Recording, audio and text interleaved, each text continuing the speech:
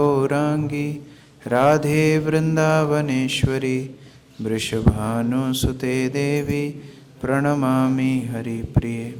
वाञ्छाकल्पतरुभ्यश्च कृपा सिन्धुभ्य एव च पतितानां पावनेभ्यो वैष्णवेभ्यो नमो नमः। जय श्री कृष्ण चैतन्य प्रभु नित्यानंद श्री अद्वैत गदाधर श्रीवासादि गौर भक्तवृंद। हरे कृष्णा कृष्णा कृष्णा हरे हरे, हरे राम राम राम हरे हरे। हरे कृष्णा। तो आप सभी का स्वागत है।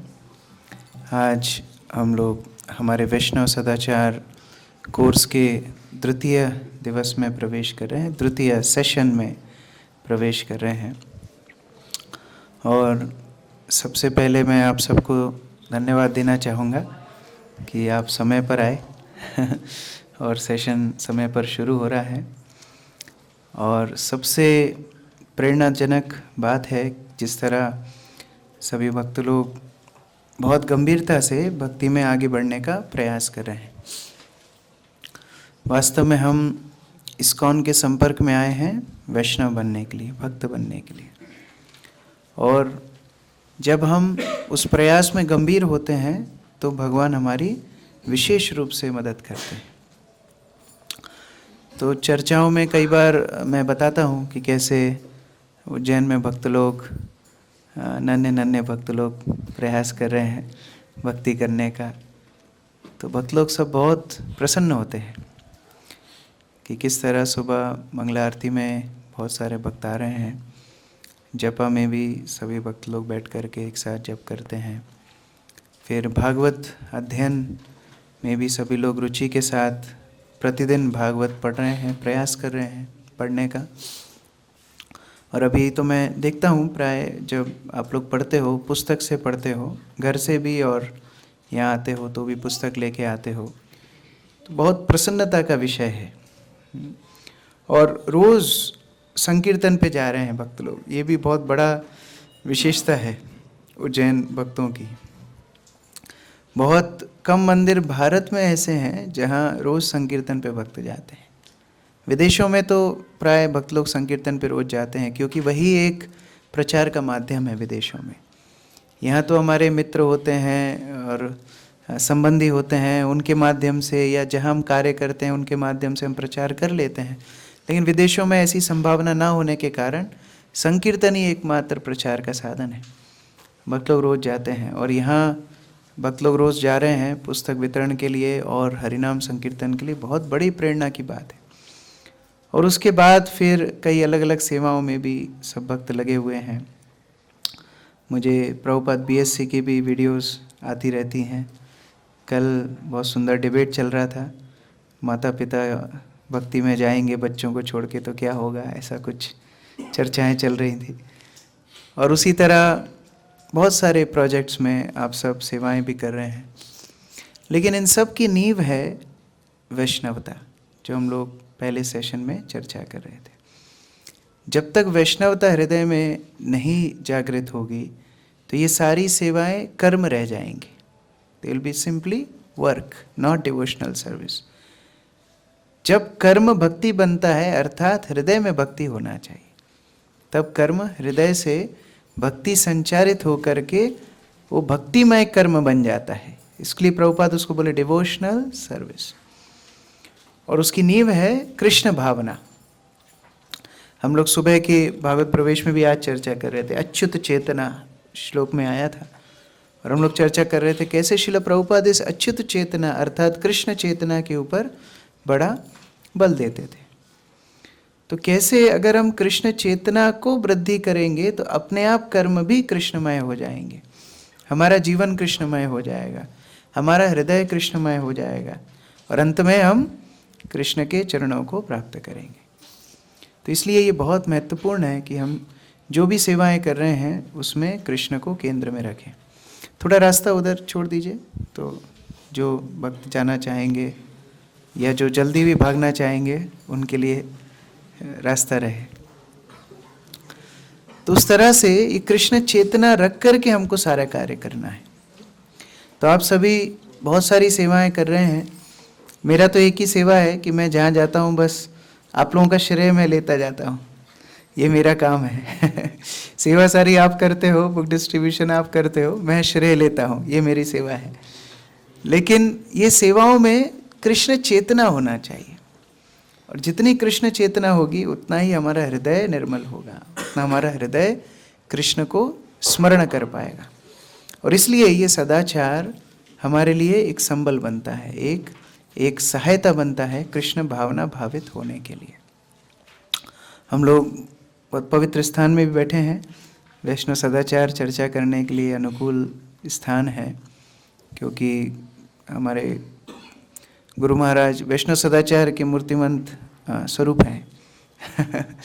इस्कॉन में वैसे शिक्षा के रूप से, सेमिनार के रूप से तो वैष्णव सदाचार सिखाते थे ही, लेकिन उसके साथ साथ चलते फिरते बोलते वैष्णव सदाचार के अपने आप में मूर्तिमंत उदाहरण हैं। मैं जितनी शिक्षाएं देखता हूँ, पढ़ता हूँ, फिर गुरु महाराज का स्मरण होता है कि वो करते थे व्यक्तिगत से। आज की सुबह की बात है, मैंने देखा मंगला आरती के पहले 2 भक्त आए और विग्रहों के सामने, मतलब ऑल्टर के सामने प्रणाम कर रहे थे। तो पट नहीं खुले थे, तो सामान्यतः हम लोग तो आते हैं मंदिर में, प्रभुपाद को प्रणाम करते हैं, और जब पट खोलते हैं तब हम विग्रहों को प्रणाम करते हैं। सामान्यतः सभी भक्त ऐसे ही करते हैं और वो सही भी है। लेकिन जब वो प्रणाम कर रहे थे बाहर से, वो पट बंद थे, तो मैं गुरु महाराज का स्मरण कर, गुरु महाराज करते थे। गुरु महाराज जब आते थे मंदिर में तो प्रभुपाद को प्रणाम करके विग्रहों के सामने ही प्रणाम करते थे। मैं विचार जस्ट ऐसे ही आ गया। तो मैं सोच रहा था कि हम लोग जब इस कमरे में रहते थे, मैं इस कमरे में रहता था, तो सुबह तैयार होने के बाद इधर झुक के देखता था नीचे, वो कमरे के नीचे लाइट ऑन है कि नहीं। तो जब गुरु महाराज का लाइट ऑन होता था, मतलब गुरु महाराज उठ गए तो हम प्रणाम करते थे। तो मैं कनेक्ट कर रहा था, कैसे हम यदि महसूस करते हैं गुरु उस कक्ष में है तो बाहर से प्रणाम करते हैं, इसी तरह शुद्ध वैष्णव की चेतना है। भगवान तो अंदर उठ गए ना, भगवान का तो उत्थान हो गया है, उनको भोग लग रहा है, तो शुद्ध वैष्णव बाहर से प्रणाम करते हैं। जो मैं पिछली कक्षा में भी बल दे रहा था, सूक्ष्म है ये वैष्णव सदाचार, बहुत सूक्ष्म है। हम लोग मुख्य अंग सीखते हैं, चर्चा करते हैं कक्षाओं में, लेकिन जैसे जैसे हृदय में भक्ति का वर्धन होता है, वैसे वैसे हम सूक्ष्म वस्तुओं पर भी ध्यान देते हैं, है ना। इसलिए बोलते हैं first be conscious then Krishna conscious. पहले तुम जागृत हो, अभी तुम सोए पड़े हुए हैं। क्या आसपास में चल रहा है, किन वस्तुओं से हम डीलिंग कर रहे हैं, हमको पहले वो देखना है। हम भागवत लेते हैं, भागवत को जमीन पे रख लेते हैं, भागवत को बिस्तर पे रख लेते हैं। मेरे साथ भी होता है, मैं पढ़ता हूँ, भागवत को पास में रख लेता हूँ। फिर जिस टेबल पे हम भागवत पढ़ते हैं उसी पे खा भी लेते हैं कई बार। घरों में, आश्रम में तो उस तरह नहीं होता है, लेकिन घरों में कई बार ऐसा हो जाता है। लेकिन हमने गुरु महाराज को फिर ये सूक्ष्म देखा। नोएडा में थे हम लोग, टेबल पे भागवत रखी थी। गुरु महाराज बोले पहले भागवत को दूसरे जगह रखो, फिर यहाँ प्रसाद लेंगे। और प्रसाद के बाद पूरा टेबल साफ करके फिर भागवत को उसके ऊपर रखा। तो ये सूक्ष्म चेतना, ये वैष्णव सदाचार है। एक एक वस्तु में पहले तो हम जागृत हो, हम किन व्यक्तियों के बीच में बैठे हैं, किन वस्तुओं के बीच में बैठे हैं, ये ध्यान देना चाहिए। हम लोग पिछली चर्चा कर रहे थे, मंदिर में हम जाते हैं, धक्का देकर के आगे चले जाते हैं, ये वैष्णवता नहीं है। किसी वैष्णव को हमारी वजह से कष्ट हो रहा है, अर्थात हमें एडजस्ट करने की आवश्यकता है, ये वैष्णवता है। तो ये सारी सिद्धांत धीरे धीरे भक्ति के माध्यम से आती हैं। पिछली कक्षा में इंट्रोडक्टरी सेशंस में हमने चर्चा भी की थी कि कैसे ये भिक्षा मांगने का पथ है। तो अभी हमने जो भजन गाया वो भी श्रील भक्तिविनोद ठाकुर द्वारा रचित बहुत सुंदर भजन है, जिसमें एक शिष्य गुरु से भिक्षा मांग रहे हैं कि हे गुरुदेव, आप हमको अपनी कृपा का एक बिंदु दीजिए, give me A drop of your mercy. और वो कृपा के बिंदु प्राप्त करके हम क्या करेंगे?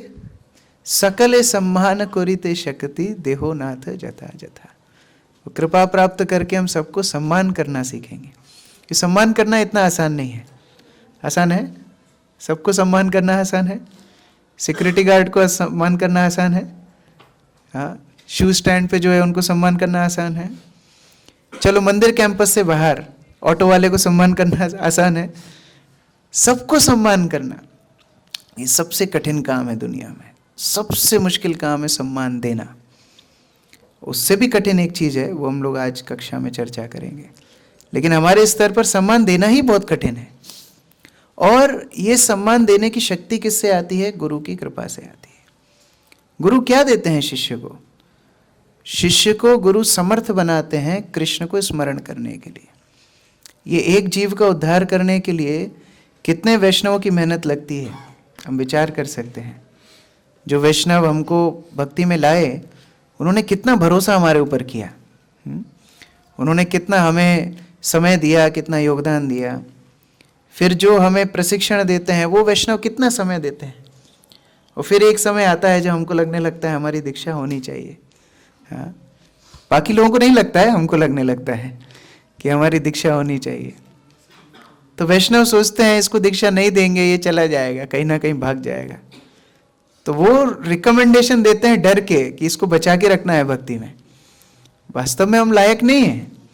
ये मध्व गौड़ीय मध्व संप्रदाय, इससे जुड़ना, चैतन्य महाप्रभु की परंपरा में दीक्षित होने का अर्थ क्या है? आप परंपरा को रिप्रेजेंट कर रहे हो।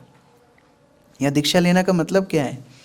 आप परंपरा को रिप्रेजेंट कर रहे हो। और दीक्षा लेने से उद्धार नहीं होता है। दीक्षा लेकर के गुरु के प्रति आत्मसमर्पण होगा तब उद्धार होगा। दीक्षा से उद्धार नहीं होता है। तो बेचारा वो प्रशिक्षण देने वाला भक्त भी रिकमेंडेशन देता है कि चलो इनको बचा के रखना है, ऐसे जैसे दीक्षा के माध्यम से बच के रहेंगे। फिर गुरु कितना विश्वास करते हैं। गुरु को भी मालूम है रिकमेंडेशन आया है, पता नहीं ये कितने पानी में है।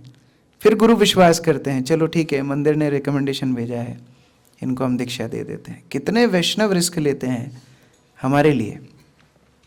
लेकिन जब तक ये भिक्षुक की प्रवृत्ति नहीं आएगी, हम वैष्णव बनना चाहते हैं, हमें कृपा दीजिए कि हम दूसरों को सम्मान करना सीखें।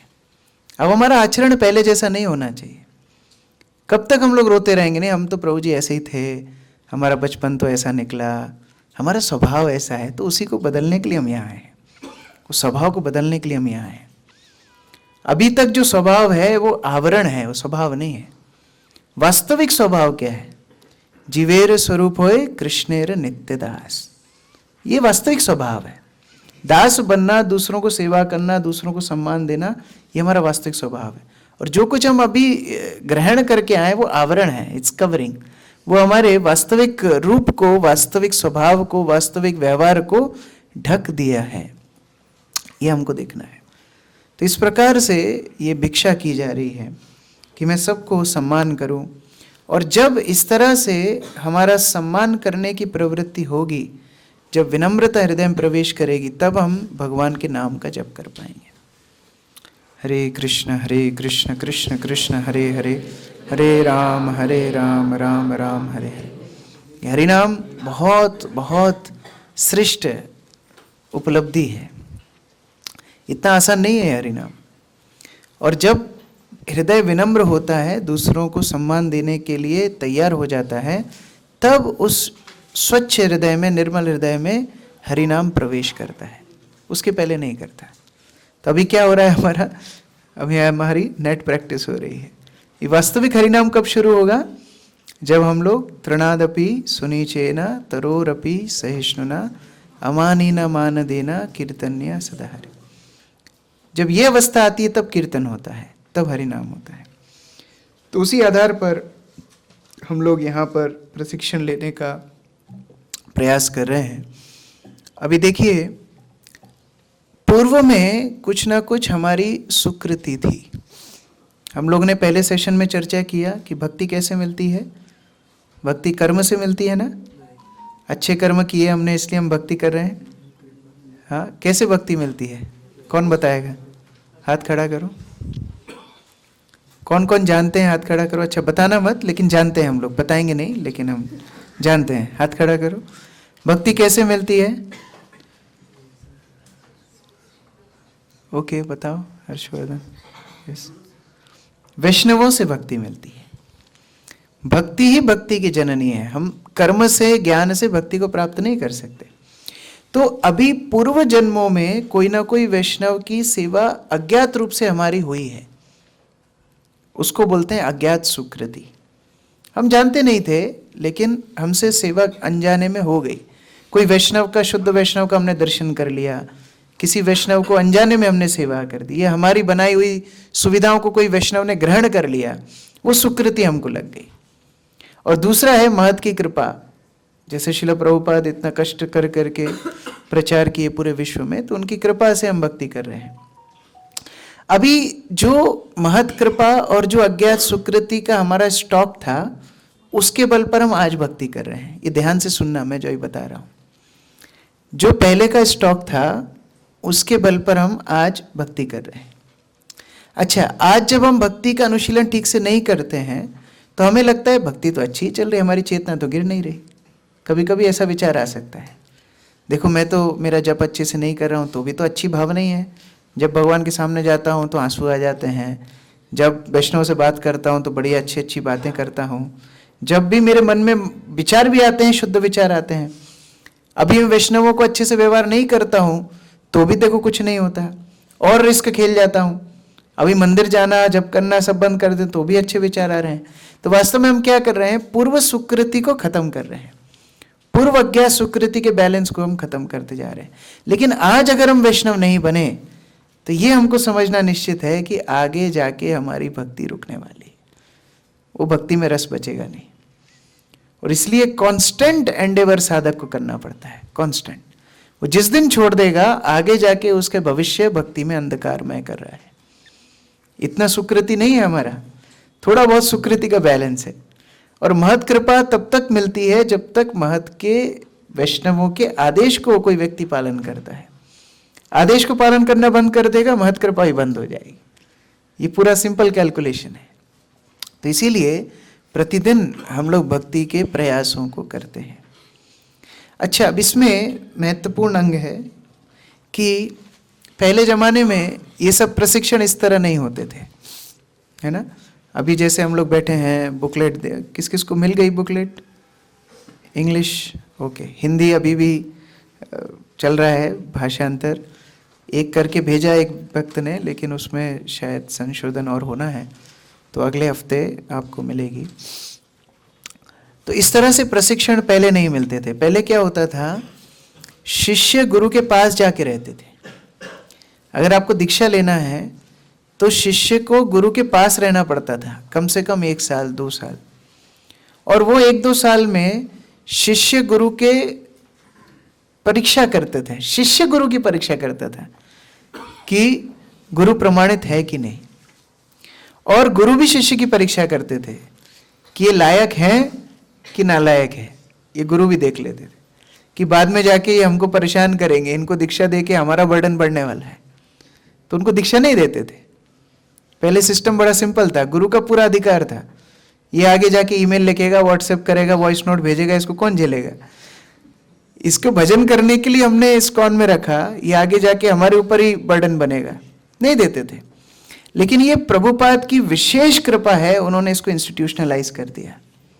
आप ये अभी विजुलाइज नहीं कर पा रहे होगे, लेकिन शायद साल दर साल ये अनुभव आपका बढ़ेगा कि प्रभुपाद की कितनी बड़ी कृपा है कि उन्होंने हमको इंस्टीट्यूशन दिया। ये इंस्टीट्यूशन हमारा आश्रय है, क्योंकि गुरु का सानिध्य ना मिलने पर भी इंस्टीट्यूशन हमारा ध्यान रख रहा है और प्रतिदिन हमारी भक्ति का कोई ना कोई मॉनिटर कर रहा है, हमको प्रशिक्षण मिल रहा है। तो असमर्थ होने के बाद भी हम भक्ति पथ पर हैं, ये प्रभुपाद के आश्रय का विशेष वरदान है। श्री भक्ति सिद्धांत सरस्वती ठाकुर बोलते थे कि जो गुरु का इंस्टीट्यूशन होता है वो गुरु का शरीर होता है। इसलिए गुरु महाराज का एक आर्टिकल भी है, ISKCON is Prabhupada's body, spiritual body. तो ये प्रभुपाद का शरीर है। जैसे महाविष्णु के शरीर में सारे ब्रह्मांड आश्रय लेते हैं, वैसे इस्कॉन के सारे भक्त वास्तव में प्रभुपाद के ही शरीर में आश्रय ले रहे हैं। इस्कॉन की सुविधा है। और ये इंस्टीट्यूशन में रहने की वजह से हम क्रमबद्ध रूप से वैष्णव बनना सीख रहे हैं। नहीं तो योग्यता कहाँ है, नहीं तो कहाँ पर हमारी इच्छा शक्ति भी कहाँ है? योग्यता तो छोड़ दीजिए, इच्छा शक्ति भी कहाँ थी? इच्छा डाली वैष्णवों ने जबरदस्ती, कोर्स करना है आपको, वैष्णव बनना है, ये इच्छा शक्ति भी हमारे अंदर डाली है। तो इस प्रकार से बहुत कृतज्ञ हमको रहना चाहिए जिस परंपरा में हम जुड़े हैं। तो मैंने पिछले क्लास में, आपको लग रहा है प्रभु जी होमवर्क भूल गए प्रवचन देने लगे डायरेक्ट, मैं लिख लेता हूँ जो होमवर्क देता हूँ जिससे भूलूं नहीं। तो मैंने पिछली क्लास में एक होमवर्क दिया था, कौन कौन लिख के लेके आए हैं? सोच के तो बहुत लोग आते हैं, लिख के कौन कौन लेके आए? हाथ खड़ा करो। Very good. लिख के लेके आना है, क्योंकि जब आप लिखते हो तो आप अपनी बुद्धि का फुल प्रयोग करते हो, लिखने में पूरा एब्जॉर्प्शन होता है, सोचने में तो विचार फिर उड़ जाते हैं, फिर स्पेकुलेशन भी ज़्यादा होता है, लिख के लाना चाहिए। तो हमारा प्रश्न था कि अगर भक्ति ही हृदय का विषय है, भक्ति ही सब कुछ है, तो ये बाह्य रूप से वैष्णव सदाचार सीखने का क्या अभिप्राय है? बाह्य रूप से उठना बैठना, पहनावा, बोलना चालना, ये सुधारने क्या क्या लक्ष्य है? कौन बताना चाहेंगे? यस, कोई लिखो, एक जन बोर्ड पे लिखो, अच्छे अच्छे पॉइंट्स बताएंगे भक्त लोग, आशा है ऐसी। हाँ, कि वैष्णवता डिटेल्स में, मतलब छोटी छोटी चीज में वैष्णवता है। वेरी गुड, लिखो। प्रभुपाद बोले हैं, अच्छी हैंडराइटिंग है? अच्छा, किसकी अच्छी हैंडराइटिंग है? इनको दो, लिखो। Details are the sign of love. जब आप किसी से प्रेम करते हैं तो उनके अनुरूप आप कार्य करते हैं, है ना? जैसे हम कृष्ण से प्रेम करना चाहते हैं, भक्ति मतलब कृष्ण से प्रेम, वैष्णवों से प्रेम, तो अब कृष्ण क्या पसंद करते हैं वैसा हम अपने आप को ढालते हैं। कृष्ण जल्दी सो जाते हैं, कृष्ण कभी नहीं बोलते आज मेरा मूड नहीं है। अभी तो देखो, अभी पौने 9 बजे सुला रहे हैं ना, पौने 9 बजे ही सुला देते हैं भगवान को। उनकी भी इच्छा होती होगी थोड़ा मैं आधा घंटा एक्स्ट्रा जाग लूँ, पुजारी इतने चतुर हैं, वो तो बंद कर देते हैं लाइट, सोना ही पड़ेगा आपको। तो भगवान जल्दी सोते हैं तो हम लोग क्यों नहीं जल्दी सोते हैं? ये हुआ डिटेल्स। भगवान क्या पहनते हैं? आपने देखा भगवान को जीन्स पहनते हुए? इस्कॉन में, बाहर का मैं गारंटी नहीं ले सकता है, बाहर क्या होता है मालूम नहीं, लेकिन जो वैदिक मंदिर है, आपने किस तरह वेशभूषा भगवान की देखी? सुंदर स्वच्छ सतोगुणी वेशभूषा है, धोती भगवान पहने हैं, उत्तरीय डाले हैं, राधा रानी गोपी ड्रेस पहनी है। तो उसी तरह वेशभूषा फिर वैष्णव भी पहनते हैं, है ना? भगवान के सिर पे क्या है? तिलक है। तो तिलक है तो हम लोग भी तिलक धारण करते हैं। तो जो जो भगवान को पसंद है वो कार्य हम लोग करते हैं। ये प्रेम का एक लक्षण है। Very good. और कोई? यस। हमें हमेशा याद दिलाने के लिए, एक और माइक है, नहीं सुनाई दे रहा है पीछे तक? रोहित प्रभु सुनाई दे रहा है? मेरा नहीं, माता जी का सुनाई दे रहा है? तो वही तो पूछ रहा हूँ दूसरा माइक थे, जोर से बोलो। हमें हमेशा याद रहना चाहिए कि हमें अंदर से भी वैष्णव रहना है। तो ये जो एक्सटर्नल चीजें हम करते हैं, हमें हमेशा रिमाइंड करवाती है। Very good point. ये जो बाह्य वेशभूषा है, बाह्य आचरण है, बाह्य सदाचार है, ये हमें आंतरिक चेतना रखने में मदद करते हैं। लिखो। जैसे मानो आपको सिनेमा देखने जाना है, इच्छा हो गई आपकी, है ना, लेकिन आपने धोती कुर्ता तिलक लगा रखा है, क्या आप सिनेमा देखने जा सकते हो? नहीं जा सकते। अब सिनेमा छोड़ दीजिए, ट्रेन में आप बैठे हो, धोती कुर्ता तिलक, मेरे साथ हुआ है, और ट्रेन में आपकी सीट पे कोई बैठा है, आप थोड़ा तेज आवाज में बोलो उठो यहाँ से, वो क्या बोलेंगे आपको? साधु के ऐसा गुस्सा करते हो आप? ऐसा आपको बोल देंगे। तो आपको समझ में आ जाएगा, नहीं नहीं मुझे ऐसी बात नहीं करना। सही बात भी आराम से की जा सकती है। तो ये बाह्य जो सदाचार है वो हमारी सुरक्षा के लिए है। क्या लिखा एक्सप्लेन आगे? Helps to build internal consciousness. ये इतना ट्रांसलेशन आप मन में कर लेना, हाँ, ठीक है। तो इस तरह जितने हमारे वैष्णव सदाचार के बिंदु हैं वो हमको कृष्ण भावना भावित करने के लिए, कैसे बैठना है, कैसे बोलना है, कैसे जप के पहले स्वच्छता रखना है, मंदिर में आने के समय कैसे प्रणाम करना है, ये सबसे हमारी चेतना होती है। जैसे श्रील प्रभुपाद को एक भक्त ने बोला था, प्रभुपाद मुझे प्रणाम करने का मन नहीं करता। प्रभुपाद को ही बोल रहे हैं, सब भक्त आपको प्रणाम करते हैं, मुझे आपको प्रणाम करने का मन नहीं करता। प्रभुपाद क्या बोले? करते करते तुम्हारा मन करेगा प्रणाम करने के लिए। ये करने का जो सिस्टम है वो यही समझाने के लिए कि गुरु को प्रणाम करते करते शिष्य के अंदर भावना आएगी मैं दास हूँ, मैं स्वामी नहीं हूँ। नहीं तो एक दिन गुरु के आसन पे हम बैठ जाएंगे, मैं और गुरु बराबर हो गए। लेकिन प्रणाम करते करते ये भावना आती नहीं मैं दास हूँ। तो इस तरह से external things help to build internal consciousness. और यस अक्षय प्रभु,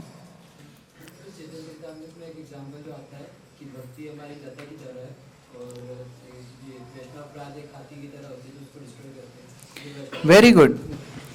वैष्णव अपराध से यदि बचना है तो वैष्णव सदाचार का पालन करना होगा। वैष्णव अपराध तभी होते हैं जब वैष्णव सदाचार का उल्लंघन करते हैं। आप देख लेना है, वैष्णव सदाचार का जैसे उल्लंघन होगा वैसे वैष्णव अपराध होगा। दुर्वासा मुनि का कैसे अपराध हुआ? सबसे पहले शारीरिक दृष्टि से देखा, ये अमरीश एक गृहस्थ है, ये एक कर्मी है, राजा है, विषयी है। दूसरा, अपशब्द बोले जो कि वैष्णव सदाचार नहीं है। तीसरा, क्रोध में आकर के दूसरे वैष्णव की हत्या करना, ये 6 वैष्णव अपराध में से एक वैष्णव अपराध है। दूसरे वैष्णव को हत्या करने का प्रयास किया। तो जहां जहां सदाचार का उल्लंघन होगा वहां वहां अपराध होगा। अच्छा, सदाचार में रहते रहते अपने आप अपराध से हम बच जाएंगे। और अगर आप देख लो, एक्चुअली अपराध मतलब सदाचार का अपोजिट ही है। गुरु को प्रणाम नहीं करना अपराध, वैष्णव को प्रणाम नहीं करना अपराध, उनकी निंदा करना अपराध। जो अपराध की सूची है वास्तव में सदाचार उसका उल्टा है। तो कोई सदाचार पालन करेगा अपराध से बच जाएगा। Very good. और कोई? प्रभु जी, ये हमको मदद करता है चुनने में कि हमें किसका संग करना चाहिए, इस तरह के नहीं। वैष्णव सदाचार जो कर्मी जन है, अभक्त है, उनके साथ भी हमको पालन करना है। ये केवल वैष्णव समाज के लिए नहीं है, ये सभी के लिए है।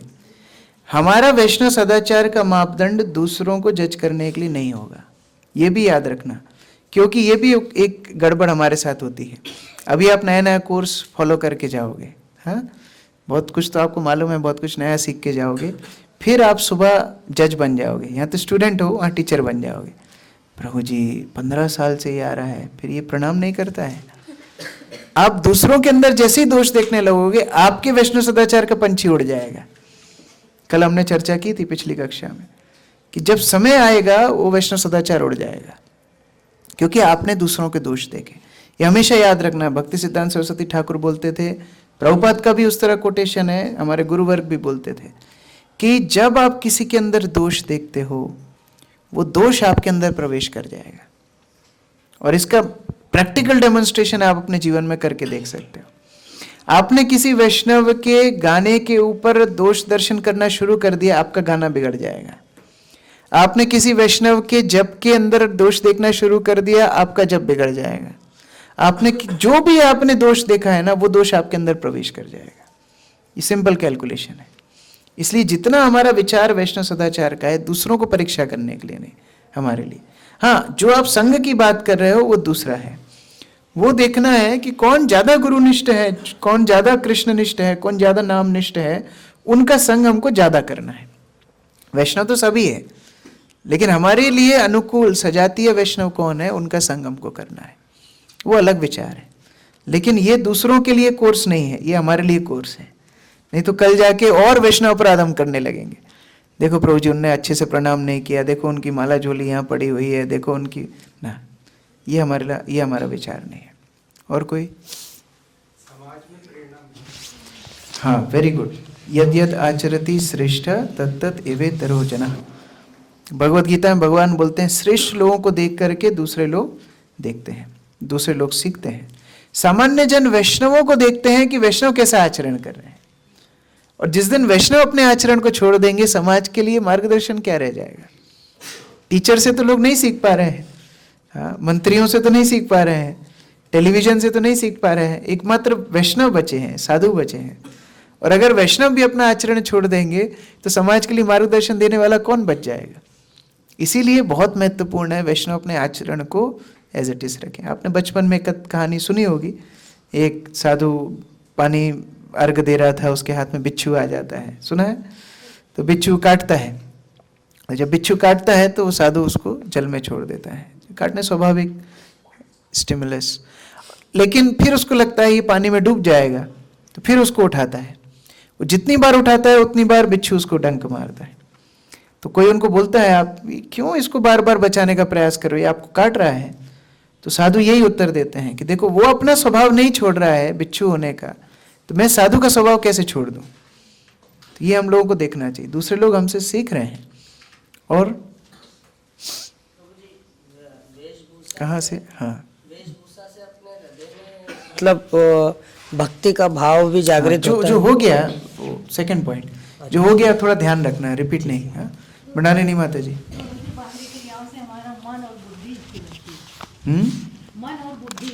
हाँ, मन और बुद्धि को स्थिर करने के लिए इसमें हम लोग इसको और रिफाइन करके जो माता जी बोलना चाह रही हैं, वैष्णव सदाचार से सतोगुण की वृद्धि भी होती है।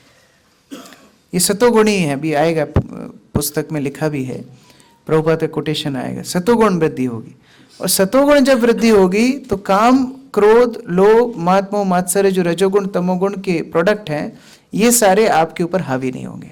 तो हम मन और बुद्धि को स्थिर रख सकते हैं वैष्णव सदाचार का पालन करके, सतोगुण की वृद्धि होती है। और कोई?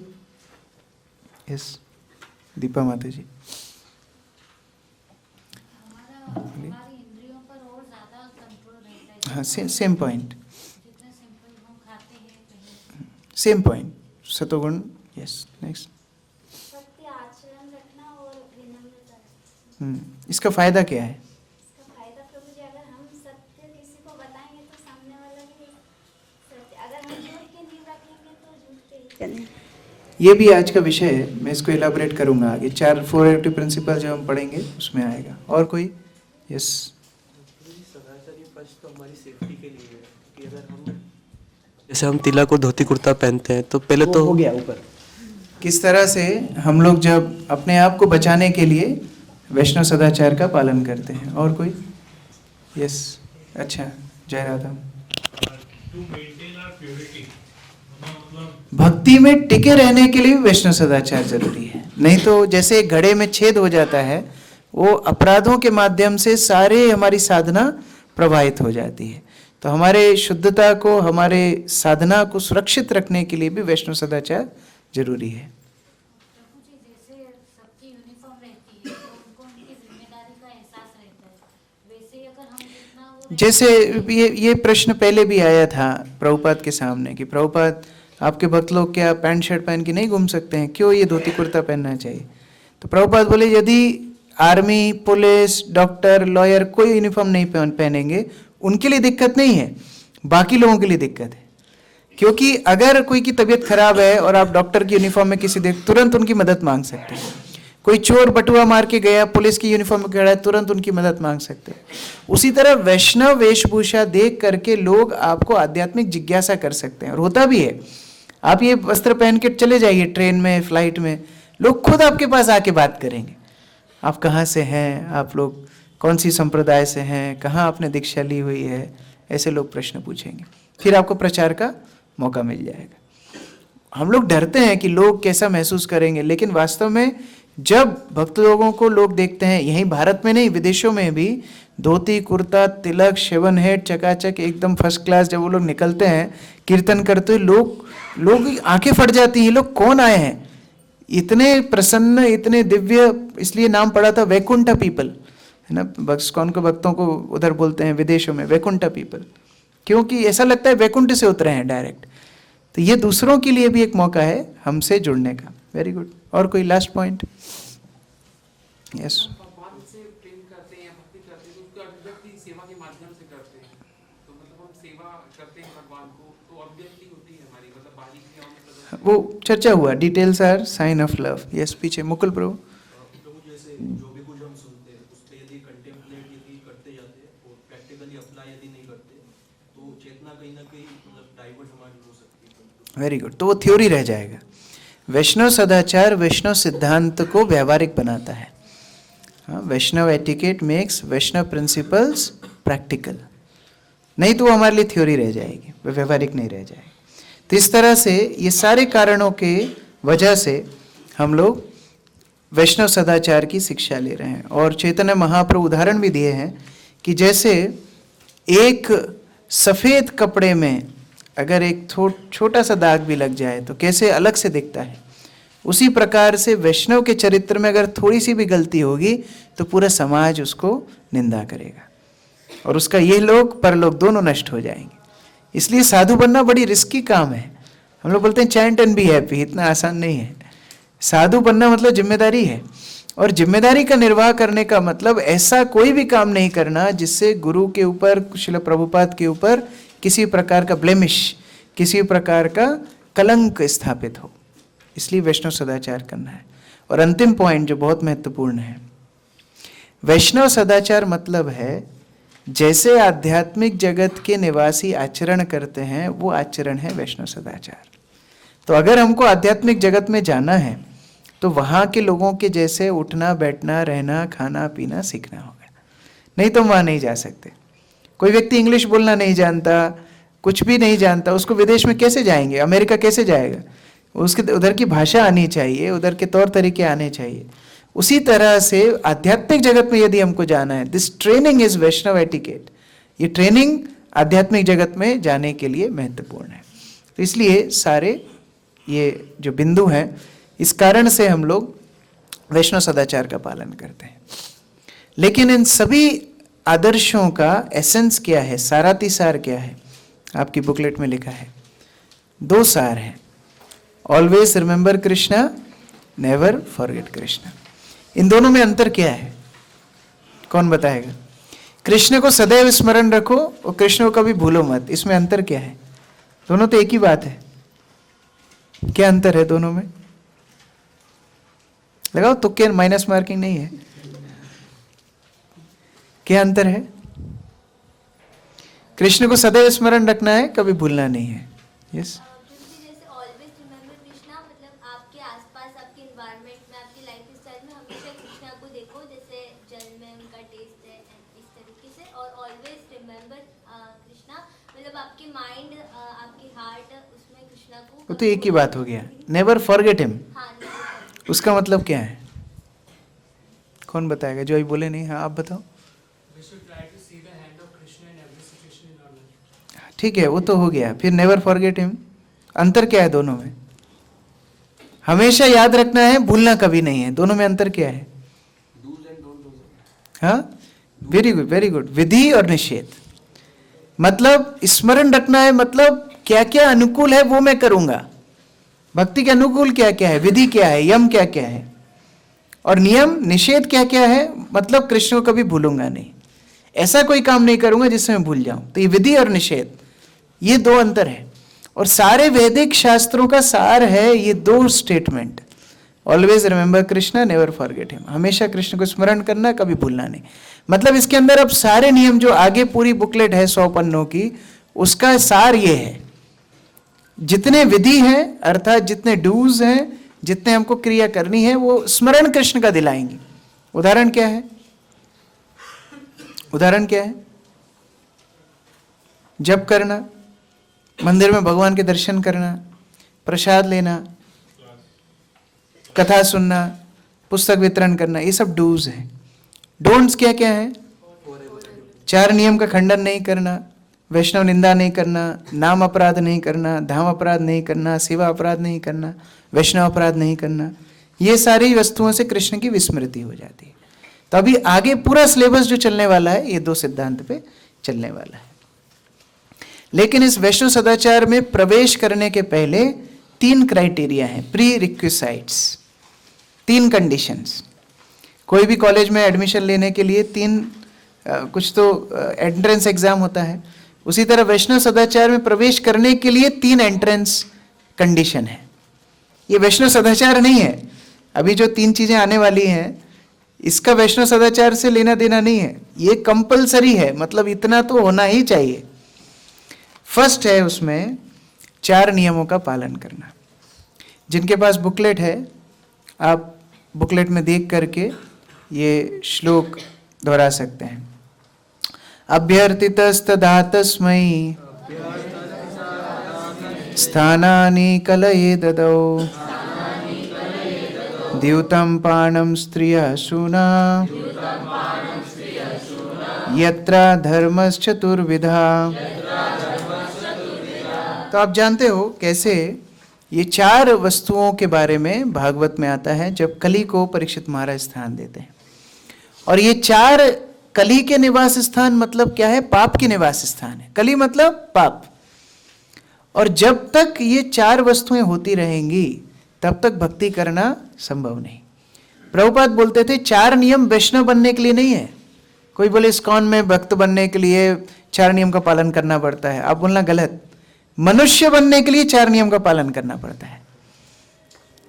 जो 4 नियम का पालन नहीं करता है वो मनुष्य कैटेगरी में ही नहीं है, वो द्विपाद पशु है। वो पशु ही है, 2 पैर पे खड़ा हुआ है पशु। लेकिन अगर मनुष्य बनना है तो ये 4 नियम का पालन करना है। मनुष्य होगा तब तो वैष्णव सदाचार का पालन करेगा। जो मनुष्य नहीं है तो वैष्णव सदाचार का पालन कैसे करेगा? अब आप में से कौन कौन यहाँ ऐसे हैं जो 4 नियम का पालन नहीं करते? थोड़ा हाथ खड़ा करो। 4 नियम का पालन नहीं करते? हाँ, तो इसको छोड़ना होगा, नहीं तो आपका कोर्स यहीं पर खत्म। ऐसा नहीं मैं पढ़ाऊंगा नहीं, मैं तो पढ़ाऊंगा, लेकिन इसके आगे जो विषय वस्तु है वो आपके दिमाग में घुसेगा नहीं। क्योंकि बात ये नहीं है कि चाय पीना चाहिए कि नहीं पीना चाहिए, बात ये नहीं है। बात ये है कि 4 नियम का पालन किए बिना ये आध्यात्मिक विषय वस्तु हमारे जीवन में प्रवेश नहीं करेगी। बात ये है। लोग कई बार तर्क करने लगते हैं, प्रभु जी चाय क्यों, चाय ही क्यों?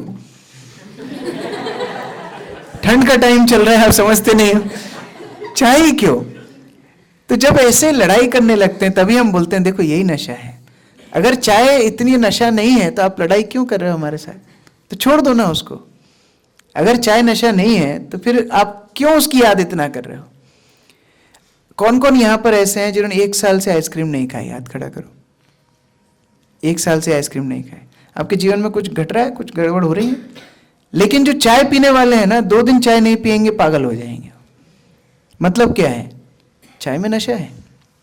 तो ये 4 नियमों का पालन करना बहुत जरूरी है। और यहां पर क्या बोल रहे हैं? जब पेज पलट दिया, यहां पर क्या बोल रहे हैं? यत्र अधर्म चतुर्विधा, ये अधर्म है 4 प्रकार के। क्या? द्यूतम अर्थात जुआ, पाणम, पाणम अर्थात इंटॉक्सिकेशन, स्त्रिया अर्थात अवैध संबंध, और सुना अर्थात नहीं मांसाहार। तो इस प्रकार से ये 4 कर्म यदि करेंगे तो कभी भी कृष्ण भावनामृत में आगे नहीं बढ़ सकते। गीता में भगवान बोलते हैं जो अपवित्र है वो आध्यात्मिक ज्ञान प्राप्त नहीं कर सकता। भगवत पथ पर बढ़ने के लिए व्यक्ति को सारे कल्मशों से मुक्त होना पड़ेगा। ब्रह्म भूयाय कल्पते, तब जाकर के वो आध्यात्मिक मार्ग में आगे बढ़ सकता है। और वो कल्मश से मुक्त होने का अर्थ क्या है? हमारे हृदय के अनर्थ को हम स्वच्छ कर ले, हमारा सामर्थ्य नहीं है। लेकिन ये 4 नियम का पालन करना हमारे बस में है, ये सामर्थ्य में है, इसलिए हमको पालन करना है। अभी एक माता जी ने तो उठाया हाथ कि हम पालन नहीं कर पा रहे हैं। अभी हाथ खड़ा करो, कौन कौन पालन कर रहे हैं? कौन कौन पालन कर रहे हैं? हाथ खड़ा करो। 4 नियम, हाँ, वेरी गुड। अभी आप बोलोगे दोनों में अंतर क्या है? अभी हर चीज में अंतर है ना? उठ जाओ भाई, कौन लिख रहे थे? लिखो, मिटाओ इसको फटाफट। हाँ हाँ, मिटा दो, सब याद रखते हैं, श्रुतिधर है।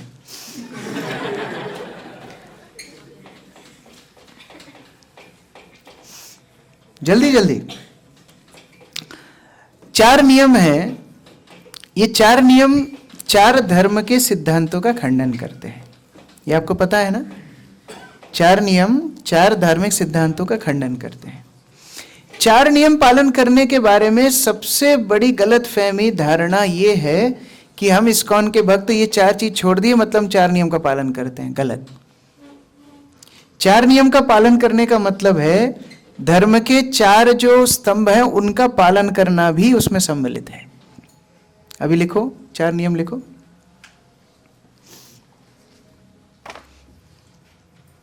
One, two, three, 4।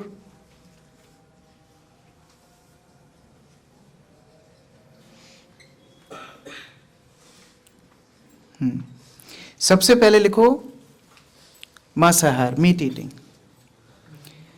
Meat eating से, मांसाहार से कौन से धार्मिक सिद्धांत का खंडन होता है? हाँ, दया। लिखो उसमें आगे, दया, क्रॉस मारो। विलोम में कैसे करते हैं? विलोम, हाँ क्रॉस करो, हाँ अभी लिखो दया, DAY। मुझे मालूम है आप हिंदी में नहीं लिख पाओगे, ठीक है। मांसाहार करने से दया स्तंभ टूटता है, अर्थात वैष्णव को क्या होना चाहिए? दयालु होना चाहिए। जो दयालु नहीं है मतलब क्या है? हाँ, वो पहला रेगुलेटिव प्रिंसिपल तोड़ रहा है। अब ये मत सोचना मांसाहार छोड़ दिया हमने, हम रेगुलेटिव प्रिंसिपल पालन कर रहे हैं, ऐसा नहीं है। वैष्णव को दयालु बनना पड़ेगा, नहीं तो वो रेगुलेटिव प्रिंसिपल फॉलो नहीं कर रहा है। कली अभी भी हमारे अंदर प्रवेश कर रहा है, और इसलिए तो हमको लगता है प्रभु जी सब तो कर रहा हूं, फिर कुछ हो क्यों नहीं रहा? वो जगह दे रखी हमने कली को। और कली का प्रवेश मतलब दो चीजें होती हैं। प्रभुपाद ने ट्रांसलेशन किया है, क्या ट्रांसलेशन किया प्रभुपाद ने? कलयुग का इंग्लिश ट्रांसलेशन क्या किया प्रभुपाद ने? Age of quarrel and hypocrisy. Prabhupada का एक एक ट्रांसलेशन बार बार मैं बोल रहा हूं, ये साधारण ट्रांसलेशन नहीं है। ये प्रेस वो प्रेस नहीं कर सकती, वो प्रेस कर सकती है लेकिन ट्रांसलेशन नहीं कर सकती, वो केवल प्रभुपाद कर सकते हैं। Age of quarrel and hypocrisy. Quarrel मतलब झगड़ा होगा, और हिपोक्रेसी मतलब हमारे अंदर मिथ्याचार होगा। ये दोनों होंगे जब तक ये चार सिद्धांत ठीक से पालन नहीं होंगे। सबसे पहले दया, वैष्णव को दयालु होना चाहिए। ठीक है, हमने जीव हिंसा बंद कर दी, लेकिन स्वभाव हमारा दयालु होना चाहिए। हम लोग कई बार देखते हैं ऑल्टर के सामने कुछ लोग दर्शन करने आते हैं, पुजारी थोड़ी देर पट बंद करना थोड़ा डिले कर देता है, अरे अभी अभी आए हैं इनको दर्शन दे देता हूँ। क्या भगवान नाराज नहीं होंगे? मेरा टाइम नहीं है तुम बंद करो, मेरा खाने का 10 मिनट में से 1 मिनट तुमने ले लिया, भगवान ज़्यादा प्रसन्न होंगे। भगवान ये सोचेंगे ये 4 लोगों के लिए पुजारी इतना दयालु है, मेरा पट खोल के खुद अपराध ले रहा है लेकिन इनको दर्शन करा रहा है। ये दया वैष्णव का आभूषण है। हम लोग नियम से चलते हैं, बहुत अच्छी बात है, लेकिन नियम को कई बार तोड़ना पड़ता है दया दिखाने के लिए। ये वैष्णवता है। आपके लिए आप नियम का पालन करो, लेकिन दूसरे वैष्णव के लिए कई बार नियम को तोड़ना पड़ता है, ये दया है। और प्रभुपाद दया को और एनहेंस कर दिए, और बड़ा डेफिनेशन दे दिए है। क्या डेफिनेशन दिए है? कौन बताएगा? बम्पर उपहार उनके लिए, जो बताएगा। भागवत प्रवेश वाले लाज रखो हमारी। प्रभुपाद तात्पर्य बहुत बार बताए हैं। हाँ बोलो। हाँ ठीक है, उसका एक लक्षण है, लेकिन वेरी गुड, प्रभु जी के लिए हरि बोल करो एक बार। सबसे बड़ा दया का लक्षण है प्रचार करना। प्रभुपाद तो यहां तक लिख दिए, जो प्रचार नहीं कर रहा वो जीवों को हिंसा कर रहा है। He is doing violence on living entities. मतलब जो ये सोच रहे हैं ना प्रभु जी हम तो कुछ नहीं बिगाड़ते, घर में बैठ के हम लोग अपना जप करते हैं, आप ये रेगुलेटिव प्रिंसिपल तोड़ रहे हो।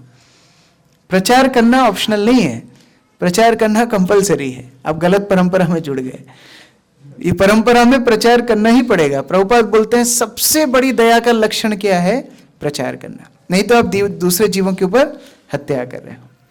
प्रभुपाद का एक कोटेशन है बुकलेट में, जिनके पास बुकलेट है, तीसरा quotation, when you are initiated. उसको पढ़िए थोड़ा, एक जन जोर से। माइक कहाँ है?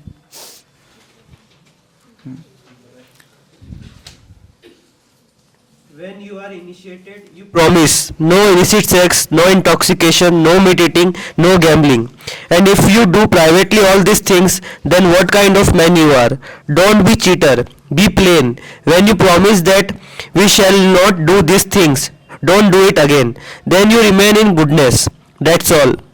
Nobody can disturb you. But if you cheat yourself, cheat your spiritual master, cheat God, then you will be cheated by Maya.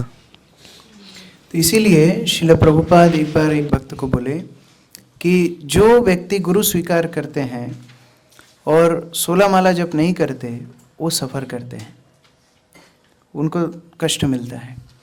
लेकिन जो गुरु स्वीकार करके 4 नियम का खंडन करते हैं, वो व्यक्ति भी सफ़र करता है, गुरु भी सफ़र करते हैं। ये इतनी खतरनाक चीज़ है। इसलिए 4 नियम का पालन बहुत बहुत सावधानी से सभी भक्तों को करना चाहिए। जो आश्रय ले रहे हैं, गुरु के पास आ रहे हैं, दीक्षा ले रहे हैं, प्रभुपाद की संप्रदाय में जुड़ रहे हैं, ये 4 नियम का पालन बहुत गंभीरता से करना चाहिए। दूसरा है इंटॉक्सिकेशन, नशा। कौन कौन यह नशा करते हैं? हाथ खड़ा करो। नशेड़ी कौन कौन है? कोई नहीं है। अभी नशा करने से कौन सा धर्म का स्तंभ टूटता है? तपस्या। तपस्या का खंडन होता है नशा करने से, क्योंकि नशे करने वाला व्यक्ति तपस्या करेगा कैसे? उसकी तपस्या क्या रहेगी? तपस्या करने के लिए एकाग्रता चाहिए, तपस्या करने के लिए दृढ़ता चाहिए, तपस्या करने के लिए व्रतनिष्ठ होना चाहिए। लेकिन अगर कोई व्यक्ति नशा करेगा तो वो एकनिष्ठ नहीं रह सकता। अभी हमारे लिए ये तपस्या का अर्थ क्या है? अपने फोन निकालिए, भगवद गीता 17वां अध्याय है। फोन में गीता किस किस के है? हाथ खड़ा करो। हाँ, जिनके है निकाल लीजिए। 17वां अध्याय भगवद गीता 14 नंबर श्लोक निकाल लिया। भगवान 3 प्रकार की तपस्या बता रहे हैं। शरीर की तपस्या, वाणी की तपस्या, मन की तपस्या। शरीर की तपस्या क्या है? देव द्विज गुरु प्राज्ञा पूजानम शोचनम आर्जवम ब्रह्मचार्य अहिंसा च शारीरम तप उच्यते। शरीर की तपस्या क्या क्या है? सबसे पहले भगवान, देव मतलब भगवान को नमस्कार करना, द्विज ब्राह्मणों को नमस्कार करना, गुरु गुरु को नमस्कार करना, प्राज्ञा जितने भी सम्मानित लोग हैं जैसे माता पिता वरिष्ठ उन सबको प्रणाम करना, ये सबको पूजा करना प्रणाम करना, ये सब शरीर की तपस्या है। तो जिनको झुकने में प्रणाम करने में तकलीफ होती है, प्रभु जी मंदिर आते हैं, 40 डिवोटी मिलते हैं, 40 बार कब तक झुके? और कई डिवोटी तो बड़े मासूम से हैं, मुझे बोलते हैं प्रभु जी हम आपको इसलिए प्रणाम नहीं करते कि आपको झुकना पड़ता है। मैंने कहा वाह, कितना केयर करते हैं लोग मेरा। वो आप छोड़ दीजिए सीनियर डिवोटी पे, वो झुकेंगे नहीं झुकेंगे उनके ऊपर है, हमको प्रणाम करना है। दिन में जब प्रथम बार हम मंदिर आते हैं सभी वैष्णव को प्रणाम करना चाहिए। जो मंगला आरती आते हैं तो सबको एक साथ ही प्रणाम हो जाता है, लेकिन जो मंगला आरती नहीं आते हैं बाद में आते हैं, जब कोई डिवोटी को आप पहली बार देख रहे हो दिन में, आपको उनको देख के प्रणाम करना है। ये शरीर की तपस्या है। माता पिता को प्रणाम करना है। इस्कॉन में आने के बाद माता पिता एक बात तो कम से कम पसंद करते हैं कि यहाँ बच्चों को प्रणाम करना सिखाया जाता है कि सुबह उठना है, माता पिता को पहले प्रणाम करना है। ये शिष्टाचार है। कोई भी सम्मानित जन है, आप रास्ते में जा रहे हैं, बीच में शिव जी का मंदिर पड़ा है, आपको झुक के प्रणाम करना है। अगर दंडवत नहीं कर सकते, कम से कम हाथ जोड़ के नतमस्तक होना चाहिए, कम से कम सिर झुकाना चाहिए। कोई भी सम्मानित व्यक्ति है उनको प्रणाम करना, ये शरीर की तपस्या है। हम लोग वृंदावन यात्रा में चर्चा कर रहे हैं, रघुनाथ दास गोस्वामी 1000 दंडवत प्रतिदिन वैष्णवों को करते थे। ये शरीर की तपस्या है।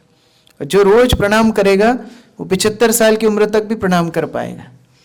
जो प्रणाम नहीं करेगा 30 के बाद उसकी रीढ़ की हड्डी सख्त हो जाएगी। और ये देख रहे हैं हम, अभी केवल्य प्रभु आते हैं, चंद्रमौली स्वामी महाराज आते हैं, पूरा प्रणाम करते हैं। हम लोग 75 की उम्र में कर पाएंगे क्या? हमको लग रहा है ऐसा, क्योंकि जीवन भर उनको प्रणाम का अभ्यास है, वो प्रणाम छोड़े नहीं लास्ट तक। मैं ट्रीटमेंट ले रहा हूँ अभी आरोग्य निकेतन में, तो ट्रीटमेंट मेरा टाइम और श्री श्रीमद चंद्रमौली महाराज का टाइम आगे पीछे है। तो जब मैं बाहर निकलता हूँ उनका टाइम होता है, तो वो आते हैं उस टाइम में। रोज आते ही वहाँ धन्वंतरी भगवान की मूर्ति है, पहले उनको पूरा प्रणाम करते हैं नीचे, फिर ट्रीटमेंट के लिए अंदर जाते हैं। मैंने उनको देख के देखा, अरे मैं इतने साल से क्लिनिक में आ रहा हूँ, कभी मेरी इच्छा नहीं हुई धन्वंतरी भगवान को प्रणाम करने। भगवान का अवतार है, खुद सारी जड़ी बूटियां औषधि अमृत लेकर के आए। धन्वंतरी भगवान केवल अमृत कलश लेके नहीं आए, वो चतुर्भुज है, उनके हाथ में सारी औषधियां हैं। तो उनको प्रणाम करके महाराज जाते हैं ट्रीटमेंट के अंदर। तो ये शरीर की तपस्या है। और शरीर की तपस्या क्या है?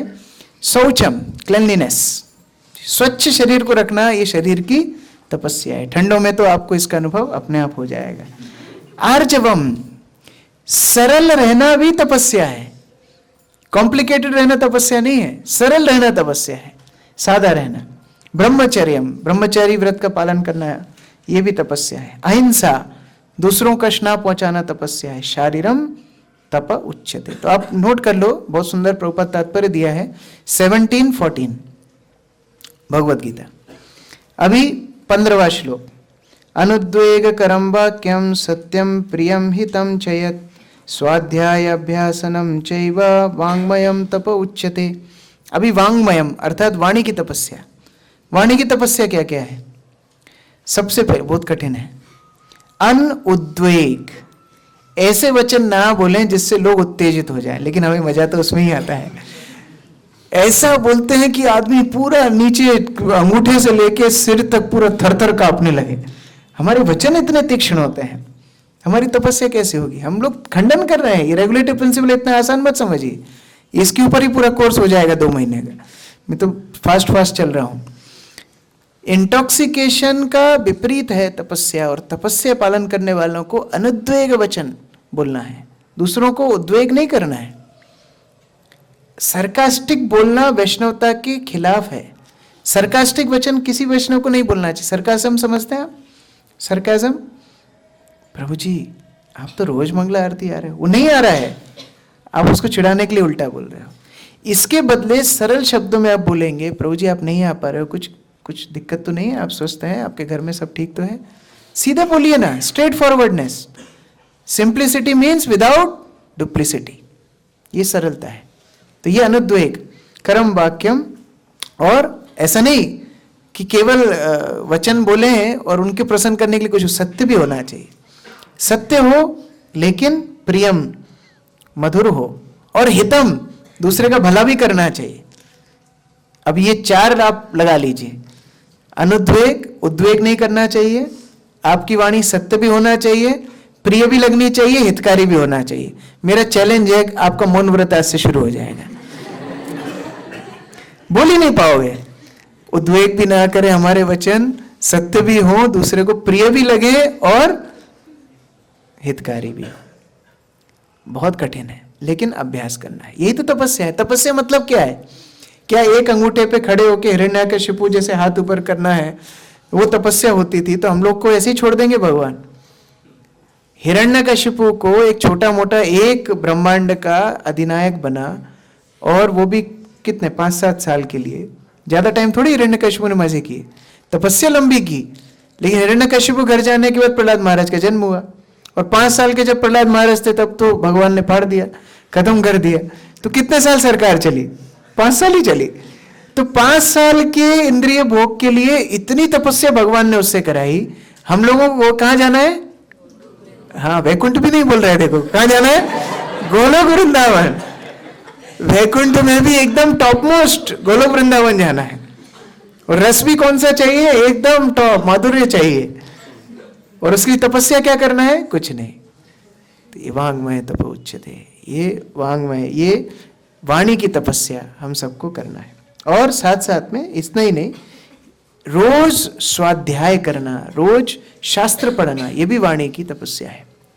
और इसलिए स्वाध्याय करने के समय बोल के पढ़ना चाहिए। हम लोग टूटा फूटा पढ़ें कोई बात नहीं, इसलिए हम सुबह रिक्वेस्ट करते हैं सभी भक्तों से, आप श्लोक पढ़िए।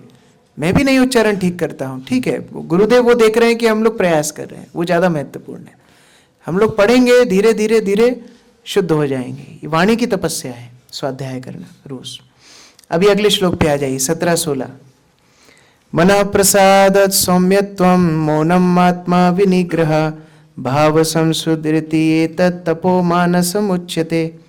अभी मन की तपस्या, सबसे बड़ी मन की समस्या है सौम्यत्वम, अर्थात डुप्लिसिटी से फ्री रहना है, दोगला व्यवहार नहीं करना है।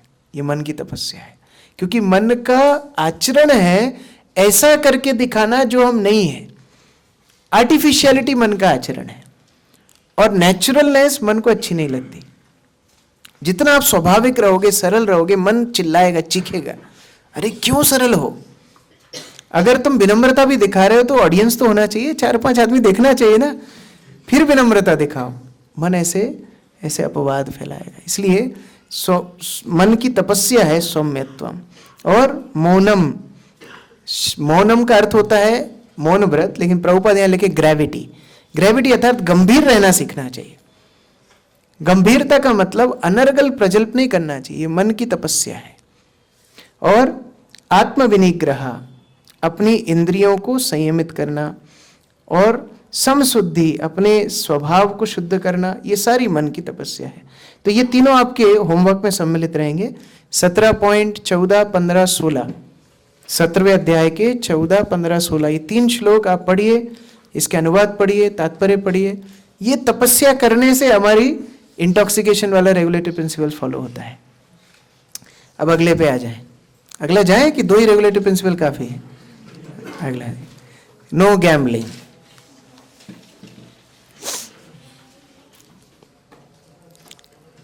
नो गैम्बलिंग अर्थात जुआ नहीं खेलना चाहिए। कौन कौन जुआ खेलते हैं यहां पर? जुआ तो नहीं खेलता कोई? 3 पत्ती, 4 पत्ती, 5 पत्ती नहीं, जुआ हम लोग नहीं खेलते। लेकिन जुआ नहीं खेलने का मतलब क्या है? सत्यता, सत्य। धर्म का तीसरा पग है सत्य। भक्त को सत्यनिष्ठ होना चाहिए। आप कल्पना करो, आपके सामने कोई झूठ बोल रहा है और आपने उसको पकड़ लिया कि वो झूठ बोल रहा है, आप उसके ऊपर कितना ट्रस्ट करोगे? आप सोच लो, आप उसके ऊपर कितना ट्रस्ट करोगे? और हम वैष्णवों के सामने झूठ बोल देते हैं, और वैष्णव को पता होता है हमारा क्या चल रहा है, लेकिन हम झूठ बोलते हैं। हमारे ऊपर वैष्णव कैसे विश्वास करेंगे? आप कल्पना करो। सत्यवादी होना चाहिए। ये ट्रस्ट की बात नहीं है। एक झूठ बोलने से फिर और झूठ बोलना पड़ता है, ये तो हम सबको अभ्यास है, ये तो कोई एक्सप्लेनेशन की जरूरत ही नहीं है। एक झूठ बोल दिया फिर आपको बहुत झूठ बोलना पड़ेगा। मैं आपको शायद पहले बताया हूँ, मैं बचपन में कंप्यूटर लैब में था। मैं बहुत छोटा था, शायद 2nd या 3rd क्लास में हो गया। कंप्यूटर लैब में तो 2-2 बच्चों को एक एक कंप्यूटर में बिठाते थे, क्योंकि शायद कंप्यूटर कम होते हैं, तो 2 बच्चों को एक। तो एक जो मेरे साथ था वो थोड़ा दादा स्वभाव का था, तो मुझे कुछ करने ही नहीं दे रहा। मैं एक की दवा तो मेरा हाथ उठा देता है। और उस टाइम पे हम लोग MS पेंट, एक थोड़ा ड्राइंग करना है, ऐसे गोला बनाओ, उसमें रंग भरो, इतना ही काम होता था। तो मुझे वो हाथ भी नहीं लगाना। तो मैं उसको बोला, मेरे घर में कंप्यूटर है, तू क्या चला ले आधा घंटा। जबकि मेरे घर में कंप्यूटर नहीं था। अभी वो लैब से बाहर निकल गया, अच्छा तुम्हारे घर में, मैं देखने के लिए आऊंगा। अब मैं फंस गया, अभी क्या करूं? तो मैं उसको बोला नहीं नहीं आज नहीं आना, आज हमारे यहाँ गेस्ट है। फिर दूसरा झूठ बोलना पड़ा। फिर बोला ठीक है कल आऊंगा। तो मैं मुश्किल में पड़ गया, क्या करें, कल आएगा, ये तो मुश्किल हो जाएगी। अभी फिर बोला कि कैसे क्या करूं, बहुत टेंशन में। 2nd क्लास का मैं बहुत टेंशन में था कि मेरे घर में मेरा मित्र आएगा, मेरा झूठ पकड़ा हो जाए। तो 3-4 झूठ बोल दिए, लेकिन अब कैसे रक्षा हो? तो पापा ने पकड़ लिया, बोले क्या हुआ तुझे? ना पापा ऐसी ऐसी बात हो गई। ठीक है मैं तेरे को कंप्यूटर लेके आऊंगा। तो कंप्यूटर लेके आए। जब कंप्यूटर लेके आए तो मैं प्रार्थना कर रहा था, हे भगवान उसके आने के पहले मेरा कंप्यूटर आ जाए, उसके आने पहले कंप्यूटर आ जाए। और वो जब घर में आया जस्ट 5 मिनट पहले, वो केवल कुछ असेंबली, तार भी नहीं जोड़ा, असेंबली भी नहीं हुआ, वो उसमें जमा दिया। वो आया, वाह तेरे घर में कंप्यूटर, हाँ चलाने दे। मैंने कहा नहीं चलाने नहीं दूंगा। मैं फिर झूठ बोलना पड़ा कि असेंबली तो हुआ ही नहीं, अभी कैसे चलाएंगे? उसमें तो एक पहले तो मदरबोर्ड भी इंस्टॉल करना पड़ता था, कीबोर्ड सबका ड्राइव आता था पुराना, आपको याद होगा, एक अलग इंस्टॉल। तो एक झूठ बोलने से कितने झूठ बोलने पड़ते हैं? उसी तरह हमारा होता है।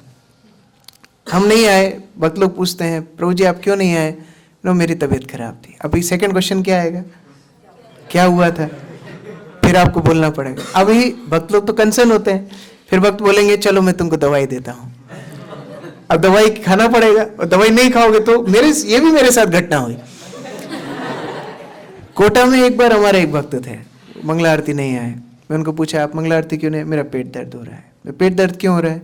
मेरे को डायरिया हो गया। ठीक है आपको दवाई दूंगा, चलो अब डायरिया की दवाई खाना है। तो 2 गोली मैंने उसके हाथ में दिया। तो जब 2 गोली दिया, उसने कहा दवाई कैसे खाऊं, तो बीमार हुई नहीं। तो उसने बोला प्रभु जी पानी, तो पानी दिया। तो ऐसे कर दिया, समझ रहे, ऐसे करके पानी पी लिया। तो मुझे लगा उसने गोली खा ली। अब अगले दिन सफाई में वो 2 गोली निकल गया। तो झूठ जितना बोलेंगे एक ना एक दिन तो फंसेंगे। इसीलिए सत्य बोलना है, सत्य बोलना है। प्रभुपाद कितने प्रवचनों में बोले, बाहर के लोग बोलते हैं सत्य बोलो लेकिन प्रिय बोलो, है ना? क्या है वो एक्सप्रेशन? हाँ, सत्यम ब्रुवात प्रियम ब्रुवात, ऐसा बोलते हैं। प्रभुपाद बोले हमारा सिद्धांत नहीं है, ये बाहर का होगा। हमको सत्य बोलना है। प्रिय कभी कभी नहीं भी लगेगा तो भी सत्य के साथ में चलना है। सत्य बोलते रहेंगे तो सत्य को प्राप्त करेंगे, कृष्ण को प्राप्त करेंगे। झूठ बोलते रहेंगे तो झूठे संसार में रह जाएंगे। इसलिए बहुत महत्वपूर्ण है। सिंप्लिसिटी मीन्स विदाउट डुप्लिसिटी, हमेशा याद रखना है। हाँ, कभी कभी ऐसा हो सकता है कि एकदम जान पर बात आ जाए या भक्ति पर एकदम बात आ जाए, वहां कभी झूठ बोलना पड़े, बात अलग है। लेकिन सामान्यतः अभ्यास नहीं करना चाहिए झूठ बोलने। होता क्या है, जहां जरूरत नहीं है वहां भी झूठ बोलने से धीरे धीरे धीरे अभ्यास ऐसा हो जाता है, फिर भक्तों के सामने भी झूठ ही निकलता है, ये बैड हैबिट बन जाती है। इसलिए सत्य बोलना है जहां कहीं भी हो, और जहां एकदम क्रिटिकल सिचुएशन हो, बात अलग है। Last, no illicit sex.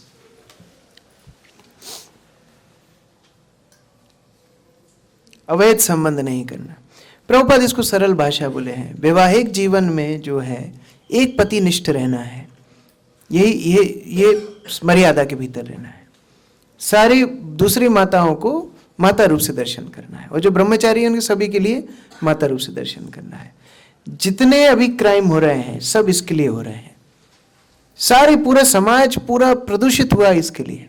अगर ये नियम पालन होने लगे, सब लोग एक पति एक पत्नी निष्ठ रहे, तो कोई समस्या नहीं होगी समाज में। लेकिन इसका अपोजिट क्या होता है? शौचम, अर्थात क्लेanलीनेस। क्लेanलीनेस रखना भी भक्त के लिए बहुत महत्वपूर्ण है। जो क्लेanलीनेस नहीं रखेंगे, ये सिद्धांत उनका टूट रहा है। अब ये मत सोचिए हम 4 नियम पालन कर रहे हैं। जो स्वच्छता नहीं रखते, जो झूठ बोल रहे हैं, उनका क्या हो रहा है? गैम्बलिंग हो रहा है उनका, वो नियम टूट रहा है, और इसलिए जप नहीं होता है, इसलिए फिर मन नहीं लगता भक्ति जीवन में। चौथा क्या है? क्लेanलीनेस। आपकी स्पेलिंग तो बहुत सुंदर है, अच्छा लिखा है, ऑटो करेक्ट कर लेना आप लोग।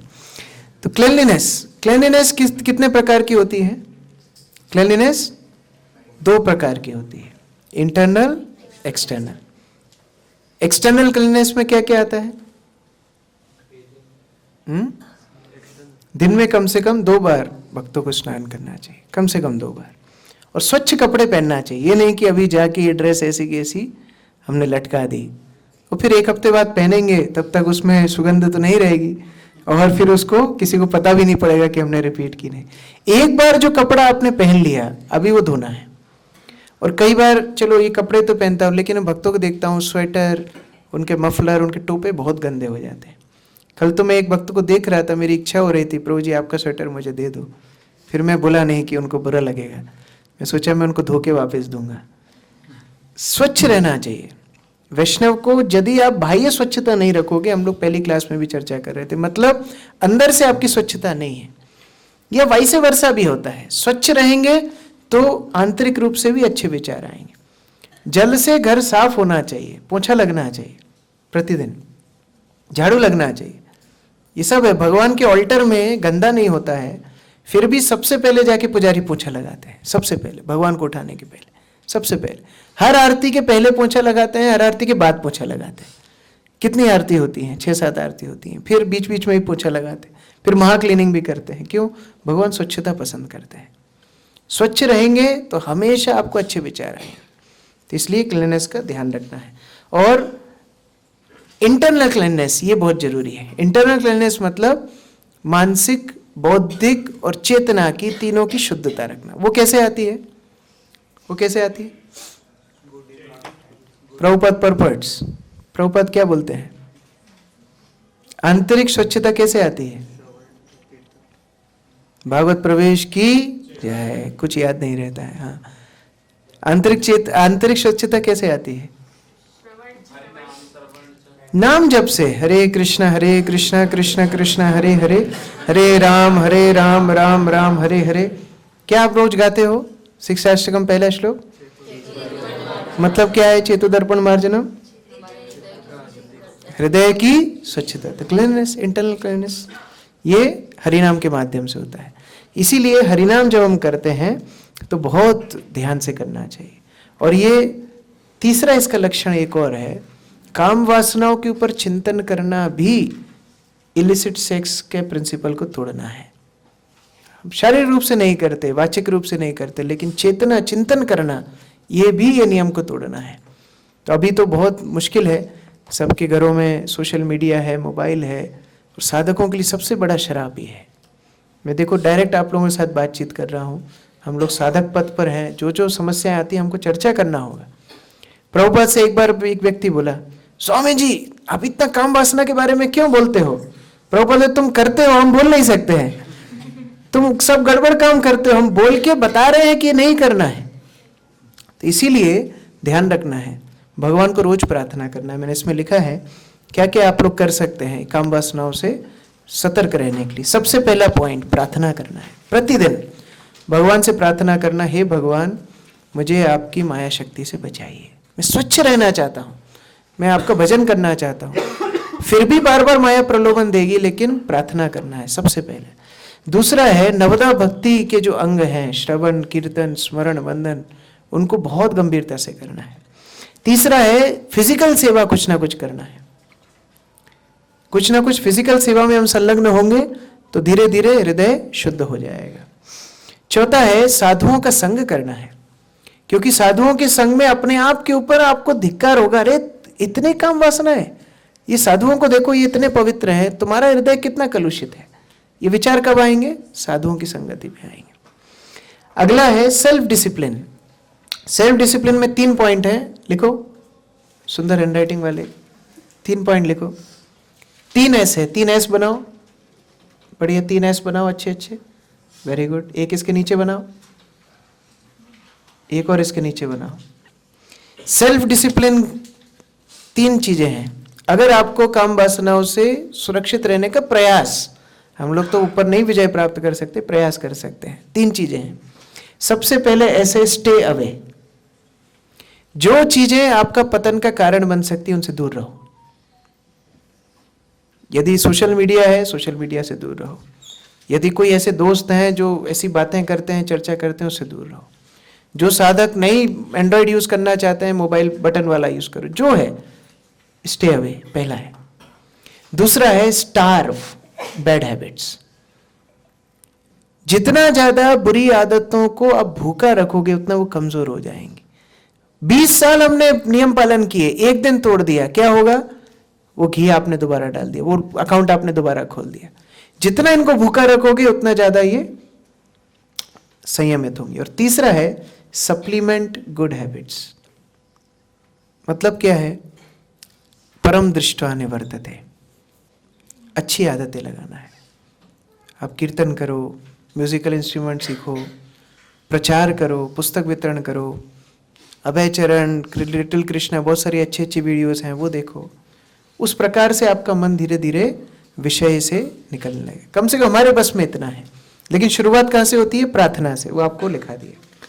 तो इस तरह से हम लोग 4 नियमों का पालन कर सकते हैं। अभी सब तैयार 4 नियम का पालन करने के लिए? ये 4 नियम है, ठीक है। बोलने के लिए हम बोलते हैं 4 नियम क्या है? मांस नहीं खाना, मदिरा नहीं खाना, ये नहीं करना, लेकिन 4 नियम का अंतरंग ये अर्थ है। पहली कंडीशन वैष्णव सदाचार की, इससे हम मनुष्य बने, अभी यहाँ वैष्णव नहीं बने, अभी मनुष्य बन रहे हैं। दूसरा है कंडीशन नियमित रूप से हरिनाम का जप। जो रोज जप करेंगे उनको ही वैष्णव सदाचार प्रवेश करेगा, नहीं तो वैष्णव सदाचार नहीं होगा। तो जो नियमित रूप से जप नहीं करते, ये कोर्स वास्तव में उनके लिए है ही नहीं। यहां पर लिखा है चैतन्य महाप्रभु, अतएव जार मुखे एक कृष्ण नाम, से ही तो वैष्णव करियो तहार सम्मान। ये हमने कल चर्चा कर लिया था।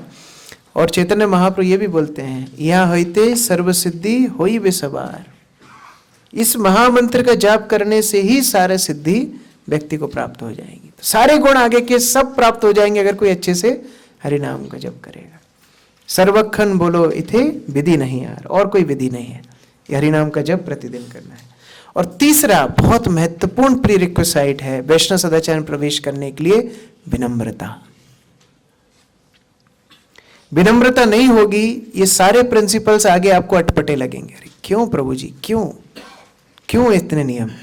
विनम्रता, विनम्रता वैष्णव सदाचार की नींव है। और इसलिए चैतन्य महाप्रभु बोलते थे कि ये जो चलिए भक्ति सिद्धांत सरस्वती ठाकुर बोलते थे कि ये जो त्रिनादपि श्लोक है ये भक्त के लिए हार है, कंठहार, सेक्रेट नेकलेस। इसको हमेशा गले में बांध के रखना है, अर्थात हमेशा इसको स्वीकार करके रखना है, इसको हमेशा स्मरण रखना है। त्रिनादपि सुनीचेना तरुरिव सहिष्णुना अमानेना मान देना कीर्तन्या सदाहरि। आपका जब बीपी हाई होने लगे, जब क्रोध आने लगे ये श्लोक दोहराने लगना बार बार, तृणादपि सुनीचेन तरुरिव शेषन अमानी न मान देना कीर्तन्या सदा हरि। भक्ति प्रेम महाराज बताते हैं कि एक बंगाल में कहावत है कि मेरा वैष्णव होने का बहुत मन था, लेकिन जिस दिन से मैंने तृणादपि श्लोक सुना है बस मन से विचार उड़ गया, मेरे द्वारा होगा नहीं। लेकिन वास्तव में वैष्णव बनने के लिए ये प्रवेश एंट्री फीस है, तृणादपि सुनीचेन तरोरिव सहिष्णुना अमानी न मान देना कीर्तन्या सदा हरि, हमेशा याद रखना। और ये विनम्रता आती कैसे है? विनम्रता कोई आडंबर नहीं है। विनम्रता मतलब बीइंग ऑनेस्ट, आप अपने साथ ईमानदार रहो, यही तो विनम्रता है। हम छोटे हैं तो हैं, यही तो विनम्रता है। अब फिजिकली देखो, फिजिकली हमारी साइज कितनी है? हाँ, कितनी हाइट है? कितनी हाइट है हमारी? आदर्श प्रभु कितनी हाइट है? 5'8", यही तो समस्या है। हमारी हाइट कितनी है? केश के अग्रभाग के 10,000वां हिस्सा ही हमारी हाइट है। हम सोच रहे हैं 5'8", इसलिए हम लोग अपराध कर रहे हैं।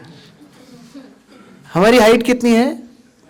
1/10,000 of a tip of a hair. जब भी ये याद आएगा विनम्र हो जाएंगे। अच्छा, स्पिरिचुअली हमारी क्या साइज है? स्पिरिचुअली हम कितने महान हैं? कोई हम आचार्य हैं, कोई हम गुरु हैं, कि हम बहुत जीवों का उद्धार करने के लिए भगवत धाम से यहाँ आए हैं, भगवान ने हमको बोला बेचारे का उद्धार करके आओ। स्पिरिचुअली हम कौन है? सेवक है। तो वहां भी हमारा नहीं है। और टाइम फ्रेम में हम कौन है? अभी देखो हम कई राजाओं की वंशावली पढ़ रहे हैं, याद भी है आज कितने राजाओं के नाम पढ़े हमने? केवल आज के नाम याद है? अभी कल भी आएंगे, बहुत सारे आएंगे। उन्होंने कितना कुछ किया, कितने साम्राज्य जमा लिए, लेकिन समय में विलुप्त हो गए, कालक्रम में खत्म हो गए। तो हमारा ये 60 साल का, 70 साल का, 50 साल का जीवन, ये अनंत अनंत काल के ब्रह्मांड के सामने क्या है? और यही प्रभुपाद बोल दिए। एक बार लॉस एंजलिस में एक भक्त को प्रभुपाद बोले कि देखो ये ब्रह्मांड कितना बड़ा है। हाँ प्रभुपाद, ये ब्रह्मांड में कितने ग्रह हैं? हाँ प्रभुपाद, उसमें से एक ग्रह है पृथ्वी, और वो पृथ्वी में से एक महाद्वीप अमेरिका, और उसमें से एक है कैलिफोर्निया राज्य, 50 राज्यों में से एक, और उस कैलिफोर्निया में एक शहर है लॉस एंजलिस। और लॉस एंजलिस में कितने नगर हैं, कितनी गलियां हैं, कितने सारे उद्यान हैं, उनमें से एक गली है हमारी। और कितनी बिल्डिंगों बीच में एक हमारा मंदिर की बिल्डिंग, और उसमें बैठा भक्त सोच रहा है मैं कितना बड़ा वैष्णव हूँ, मैं कितना बड़ा टेम्पल प्रेसिडेंट हूँ। हमको हमेशा याद रखना चाहिए, एक्चुअली विनम्रता कोई बहुत बड़ा काम नहीं है, अपनी पहचान है। हमारी पहचान है विनम्र होना। हम छोटे हैं, और जिस दिन हम अपने आप को छोटे मान लेंगे, कृपा की वृष्टि हो जाएगी। पानी ऊपर से नीचे बहता है, इसी तरह कृपा भी श्रेष्ठ से विनम्र व्यक्ति के पास बहता है। तो ये 3 प्री कंडीशंस हैं भक्ति में प्रवेश करने के लिए। तो आगे हम लोग कल पाठ करेंगे, मतलब अगली क्लास में पाठ करेंगे बिकमिंग ए वैष्णव, कैसे वैष्णव बनना है। तो ये 3 प्री रिक्विसाइट्स सबको फॉलो करना है। 4 नियम, हरिनाम का नियम है जप। मैं 16 माला नहीं बोल रहा हूँ, कुछ वक्त 16 माला से थोड़ा नीचे है, लेकिन प्रतिदिन का जो उनका नियम है वो हरिनाम का जप, हरे कृष्ण महामंत्र का जप और विनम्रता। ये 3 लक्षणों के ऊपर हमको काम करना है। ठीक है, रेडी? ओके। तो मैंने होमवर्क में आपको एक तो दिया कि 3 श्लोक आपको पढ़ के आने हैं। दूसरा होमवर्क मैं आपको दे रहा हूँ, क्योंकि अगली क्लास में मैं उसके ऊपर चर्चा करना चाहता हूँ। मंगलाचरण, ईमानदारी से हाथ खड़ा करना। मंगलाचरण किस किस को याद नहीं है? कोई, अपन तो सीख रहे हैं, कोई दिक्कत नहीं है। हाँ, वेरी गुड। तो अभी 1 हफ्ता है अगली क्लास तक। आप पुस्तक दिव्य ज्ञान में मंगलाचरण है, भगवत गीता में मंगलाचरण है। भगवत गीता में आप इंट्रोडक्शन खोलेंगे, वहाँ मंगलाचरण है। तो ये सारे पुस्तकों में मंगलाचरण उपलब्ध है। आप आज से लेके अगली क्लास तक 7 दिन, ये 3 बार दिन में इस मंगलाचरण को पढ़ना है पुस्तक से, आपको याद हो जाएगा, ज़्यादा कॉम्प्लिकेटेड नहीं है। अगले हफ्ते हम लोग इसका मतलब समझेंगे, मंगलाचरण का मतलब क्या होता है। ठीक है, तो वो समझने के लिए आपको याद होना आवश्यक है, और जब याद हो जाएगा, मतलब भी आप समझ लेंगे, तो ये मंगलाचरण प्रवेश होता है। हम लोग क्लास शुरू करते हैं मंगलाचरण से, तो कम से कम मंगलाचरण याद होना चाहिए और मतलब भी पता होना चाहिए। और कभी किसी ने आपको पकड़ ही लिया, तुम इस्कॉन वाले संस्कृत जानते हो क्या? मंगलाचरण सुना देना उसको, बस। और ज्यादा याद रखने की जरूरत क्या है? मंगलाचरण सुना देना उसको। और ज्यादा बोलेगा मंगला आरती सुना देना, फिर गुरु पूजा सुना देना। हमारे पास सुनाने के लिए बहुत कुछ है, शिक्षा अष्टकम सुना देना। तो समझे हाँ हम लोग बहुत पंडित हैं। तो कम से कम वैष्णवों को मंगलाचरण तो याद होना ही चाहिए। तो ये 2 होमवर्क मैंने आपको दिए, 17 अध्याय 14, 15, 16 ये 3 श्लोक पढ़ना है और मंगलाचरण याद करके आना है अगली बार। तो जब याद करके आओगे हम उसके ऊपर चर्चा करें। हरे कृष्णा। किसी का कोई प्रश्न है? यस विपिन प्रभु।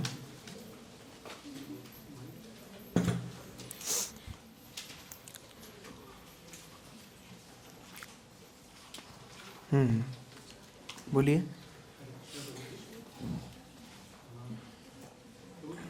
आपने बताया विनम्रता कि वो तो दास या विनम्र बनना मतलब कितने छोटे हैं, वो क्या रहा हम अभी दिखाने में लगे रहते हैं कि हम कितने बड़े हैं, बहुत अपोजिट है। तो कैसे होगा मतलब मैं देखता हूँ मंदिर में कुछ वैष्णव उसको इतने विनम्र है कि मतलब वो अट्रैक्शन रहता है उनसे, मतलब मैं मेरा ऐसा पर्सनली मैं फील करता हूँ। तो ये कोशिश रहती है कि कभी उनसे उनको प्रणाम करें जैसा भी है।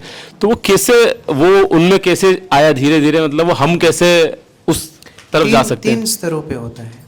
सबसे पहले शारीरिक स्तर पे वैष्णव सदाचार का पालन करके, जैसे कि मैं बता रहा था, प्रणाम करना, झुकना, विनम्र रहना, बात करना, बाह्य रूप से हम विनम्र होना सीखते हैं। दूसरा मानसिक रूप से या बौद्धिक स्तर पे, दोनों एक ही मान सकते हैं कुछ समय के लिए, वैष्णवों की महिमा सुन के विनम्र होते हैं, उनकी महिमा सुनते हैं दोनों तरह से। एक तो स्पेसिफिक वैष्णवों की महिमा सुनना और दूसरा इन जनरल वैष्णव कितने महान होते हैं उनका गुणगान सुन के हम विनम्र होते हैं कि अच्छा इतने महान वैष्णव होते हैं, मेरे अंदर तो वैष्णवता नहीं है, तो हम विनम्र होते हैं। तीसरा आध्यात्मिक कैसे विनम्र होते हैं? भगवान के जितने समीप व्यक्ति जाता है उतना वो भगवान की श्रेष्ठता देखता है और फिर वो अपने आप विनम्र होता जाता है, वो भक्ति के माध्यम से जागृत होता है। लेकिन कम से कम पहले 2 तो हमारे बस में है, एक वैष्णव सदाचार का पालन करना और दूसरा वैष्णव का गुणगान सुनना, उससे धीरे धीरे विनम्रता आती है। और कोई प्रश्न? अच्छा इधर प्रश्न है, किधर है माइक? हाँ इधर दीजिए।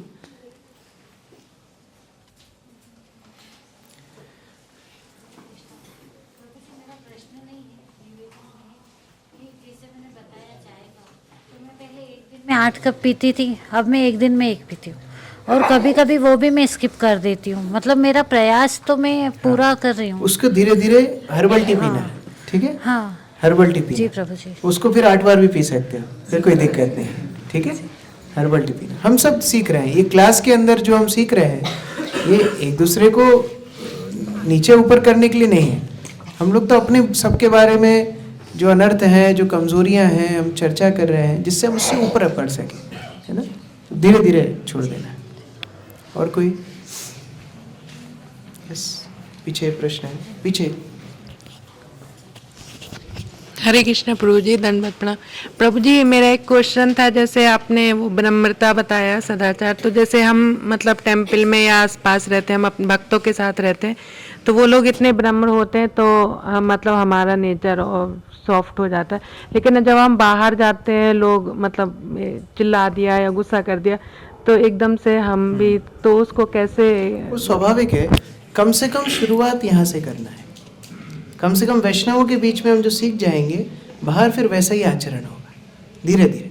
अभी पहले यहाँ सीखना है, ये हमारा घर है। हम जैसे बच्चों को कैसे सिखाते हैं, घर में पहले सिखाते हैं, फिर वो बाहर जाके वैसे ही आचरण करते हैं, वैसी आदतें उनकी लग जाती हैं। तो पूरा एक साथ नहीं होगा कि हम हर व्यक्ति को सम्मान दे सके, नहीं होगा।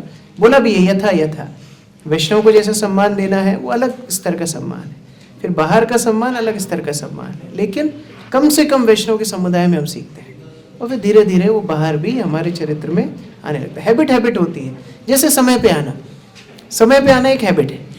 अब वो व्यक्ति एयरपोर्ट पे भी समय पे जाएगा, वो स्टेशन पे भी टाइम पे जाएगा, वो क्लास में भी टाइम पे जाएगा, वो मंगला आरती सब जगह टाइम पे जाएगा। फिर लेट होना भी एक हैबिट है, वो हर जगह लेट होगा, है ना? तो इस तरह ये हैबिट कल्चर है। तो हम जब विनम्र वैष्णव के बीच में बन जाते हैं, धीरे धीरे बाहर भी वो झलकने लगता है। और प्रश्न किसका था? यहाँ प्रश्न था किसी का? ठीक है आगे। प्रभु जी जैसे आपने बताया ह्यूमिलिटी मीन्स बीइंग ऑनेस्ट, तो इसको मतलब जो हमारा नेचर है उसी में जो आपने बताया कि हमारा एक्चुअल नेचर क्या है उसको अडॉप्ट करना, या जो हमारा नेचर उसको चेंज करना? ऑनेस्ट मतलब वैष्णव के सामने ऑनेस्टली बोलना चाहिए।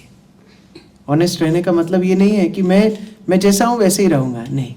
ऑनेस्ट रहने का मतलब मेरा ये स्थिति है तो मेरे वैष्णव जो मार्गदर्शक हैं उनके सामने मैं उसको ऑनेस्टली बताऊंगा कि मेरी ये स्थिति है, मुझे इससे आप बाहर निकालो, वो उसका मतलब। विनम्र रहना मतलब गुरु वैष्णव के सामने ऑनेस्ट रहना।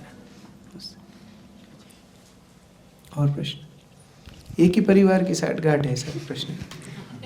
हरे कृष्ण प्रभु जी। प्रभु जैसे हमने इधर ड्यूप्लिसिटी के बारे में सुना, तो जैसे कई बार मतलब मैं खुद को भी एनालाइज करता हूँ कि हमारा बिहेवियर डिवोटीज और घर में घर वालों के साथ अलग होता है, तो वो डुप्लिसिटी नहीं जा रही, तो उसको कैसे? वो सब है, अनर्थ है, ये अभी डिस्कवर हो रहे हैं। ये जन्म जन्म के अनर्थ थे, ये अभी डिस्कवर हो रहे हैं। जैसे मैं आज प्रवचन एक सुन रहा था, ये कमरे को हम साफ करते हैं, फिर गेट लगा देते हैं, फिर धूल आ जाती है, कहाँ से आती है? वो रूम में थी, वो दिख नहीं रही थी, वो बैठ गई अभी। उसी तरह से हमारे हार्ट में है, लेकिन अब हमको डिस्कवर हो रहा है, अच्छा ये भी था क्या, ये भी था, ओहो अच्छा ये सारे मेरे ही अनर्थ है। तो ये डायग्नोसिस शुरू हो गया, और डायग्नोसिस मतलब ट्रीटमेंट का फर्स्ट स्टेप है। तो अगर जब हमको पता पड़ गया कि हम लोग इस तरह डुप्लीशियस हो रहे हैं, धीरे धीरे उसको रेक्टिफाई करना चाहिए। जैसे वैष्णव है हर जगह एक जैसा रहेगा, प्रयास करना चाहिए। और जिनके घर वाले उनका सम्मान करें, मतलब आप रियली एडवांस कर रहे हो। ये सबसे बड़ी चुनौती है। बेस वालों के लिए बेस, आश्रम वासियों के लिए आश्रम, और गृहस्थों के लिए घर। जिनके साथ आप रहते हो वो आपको किस दृष्टि में देखते हैं, ये बहुत महत्वपूर्ण है। गुरु भाई को देख के गुरु का स्मरण आना चाहिए। आपको देख के आपके गुरु का स्मरण यदि दूसरे वैष्णव को नहीं आ रहा है, मतलब क्या है? आप परंपरा से कनेक्टेड ही नहीं हो। आचरण आपका उस तरह होना चाहिए। परिवारजन, आश्रमजन, बेस के लोग आपस में जब एक दूसरे के सामने वैष्णव बनेंगे तो मतलब रियल वैष्णव बन रहे हैं। बाहर तो सब दिखा सकते हैं, घर में दिखाना है। हरे कृष्णा। कभी कभी हमारे जब हम सेवा करते हैं तो कभी कभी डिवोटीज उस सेवा में ऐसी रिक्वेस्ट कर देते हैं जो उस सेवा को थोड़ा डिफरेंट मोड में ले जा सकता है, बिगाड़ सकता है। तो लेकिन हमारे वैष्णव सदाचार में सिखाते हैं कि हमको वैष्णव से बहुत अच्छे संबंध बनाकर रखने चाहिए। तो फिर ऐसी रिक्वेस्ट को हम वैष्णवों के साथ कैसे डील करें? ये प्रश्न कई बार आया, बहुत वैष्णवों से पूछा, गुरु महाराज के साथ मैंने पूछा, मैं था उस टाइम। कई बार सबको मौका देने के चक्कर में, बोले प्रभु महाराज भी गुरु महाराज को एक बार पूछे थे कि सबको मौका देना चाहिए मंगला आरती गाने का। गुरु महाराज बोले नहीं, जो गाना नहीं जानता उसको पहले सीखने दो, फिर मौका देना है। क्योंकि आप एक वैष्णव को प्रसन्न कर रहे हो, लेकिन उसमें बाकी वैष्णव का मूड पूरा डिस्टर्ब होता है। सुबह सुबह वो भगवान पे, गुरु पे ध्यान कर रहे हैं, उनका मूड डिस्टर्ब हो जाता है। उसी तरह क्लास के लिए भी गुरु महाराज बोले, जो क्लास देना नहीं जानता है उसको प्रैक्टिस अलग कराओ, आश्रम में कराओ, गीता क्लास में कराओ, भागवत क्लास में नहीं कराओ, वो सीरियस है। जो क्लास देना जानते हैं उनको ही क्लास देना है। तो उसी तरह से कोई भी सेवा में हमको ये देखना है कि मेजॉरिटी ऑफ डिवोटीज क्या चाहते हैं, ये देखना है। जैसे मानो कोई व्यक्ति श्रृंगार करना चाहता है ना। आज मैं प्रवचन में ये भी सुन रहा था, कई बार भक्त लोग जिद्दी करते हैं, हम आरती करेंगे, हम श्रृंगार करेंगे। भगवान के लिए मुश्किल हो जाती है। क्यों? क्योंकि जो डेली का पुजारी है, जो जानता है भगवान को कहाँ कैसे क्या देना है, कैसे ड्रेसिंग करना है, कौन सी वाटी कहाँ रखना है, वो जानता है। तो उस हिसाब से भगवान की आदत पड़ गई। अभी नया आदमी घुस जाता है अपनी इच्छा से, अभी वो ऐसे वैसे कहीं भी रख के ऑफरिंग कर देता है। भगवान को 15 मिनट उसको जमाने में लग जाते हैं, तब तक घंटी बजा के कपाट खोल देते हैं। तो भगवान के लिए डिसर्विस हो गई, वो सर्विस नहीं हुई। तो जो सेवा जानता है उसको करने देना चाहिए। और अगर इच्छा है करने की तो सीखना चाहिए पहले, कि हम सीखें पहले, उस लायक बने। प्रभुपाद का एक फेमस कोटेशन आपने अपनी डायरी में लिखो, first deserve then desire. First deserve then desire. पहले आप अधिकारी बनो, उसके बाद इच्छा करनी चाहिए। इच्छा तो बहुत बड़ी बड़ी है, प्रभु जी पहली दीक्षा, फिर दूसरी दीक्षा। इस सन्यास का भी मन है, थोड़ा देखना पड़ेगा घर छोड़ पाएंगे कि नहीं, गुरु तो बन ही जाएंगे आगे जाके। फर्स्ट डिजायर, पहले उतना बनना चाहिए, फिर परंपरा तो अपने आप दे देगी, देन डिजायर। तो उस तरह से कोई भी सेवा में, गाने की बहुत इच्छा है, प्रैक्टिस करो ना, वैष्णव से सीखो। जब कीर्तन होता है उसमें गाओ, पहले सीख करके फिर वो सेवा करो। क्लास देना है उस तरह करो, फर्स्ट डिजर्व देन डिजायर। तो जो अधिकारी हैं या जो कोई सेवा का आयोजन कर रहे हैं उनको ये देखना है मेजॉरिटी भक्त किस में प्रसन्न होते हैं। हाँ, वो भी अच्छा नहीं है कि हमने उनको दुख दिया, लेकिन फिर 1000 वैष्णव जब दुखी हो जाएंगे उससे तो बेहतर था, तो उतना तो करना पड़ता है। पर फिर वो डिवोटी हमारे उनके मन में हमारे लिए एक सोच बैठ के रखते हैं कि मतलब इन डिवोटी ने हमारे साथ ऐसा किया, ये डिवोटी ऐसे, तो फिर उससे कैसे क्षमा मांगनी चाहिए, हमको क्षमा मांगनी चाहिए। यद्यपि हम सही हैं फिर भी हमको क्षमा मांगनी चाहिए, क्योंकि देखो ये मैनेजमेंट की सर्विसेज बहुत खतरनाक है। ये बुकलेट में आगे 3-4 अध्याय मैनेजमेंट के ऊपर है, क्योंकि आप सब कुछ ना कुछ तो मैनेज करते हो। ये टाटपट्टी बिछाना भी मैनेजमेंट है ना। तो वो 2 टाटपट्टी के बीच में गैप नहीं रहेगा तो जितने लोग बैठेंगे वो ये बोले आज किसने बिछाई टाटपट्टी, वो सबका अपराध आपको लगेगा, है ना। तो ये सारी सेवाओं में अपराध की संभावना है, इसलिए क्षमा मांगनी चाहिए। तो अगर कोई ऐसा आभास लगता है कि कोई नाराज है, अपनी तरफ से क्षमा मांग लो, वहाँ सही गलत का विचार नहीं है। हरे कृष्ण प्रभु जी, धन्यवाद प्रणाम। प्रभु जी, आपने बोले थे कि सत्यम ब्रूयात प्रिय ब्रूयात, और उसके मतलब ये हमारा नहीं है। प्रभुपाद बोले कि ये विचार है, ये नीतिकारों का विचार है, लेकिन हम वैष्णव इससे भी ऊपर हो जाते हैं। कई बार प्रिय नहीं होता है, फिर प्रचार करना पड़ता है। बाकी लोग क्या बोलते हैं, डू गुड बी गुड, किसी को कुछ छेड़ो मत, परेशान मत करो।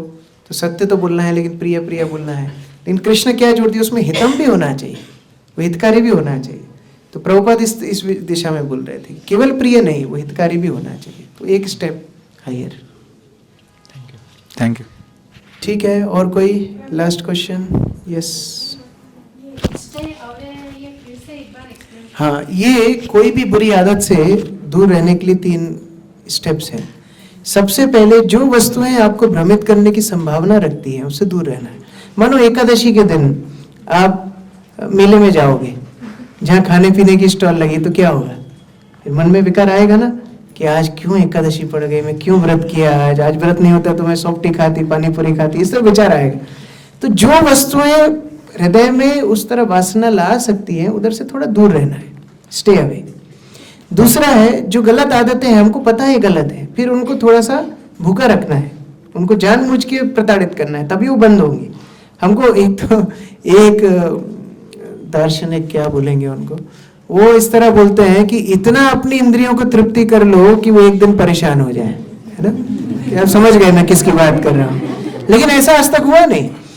गीता में भगवान बोलते जितना इंद्रियों को आप वो दोगे, पोषण दोगे, उतना आपको दुख देगी, उतना ही दुख देगी।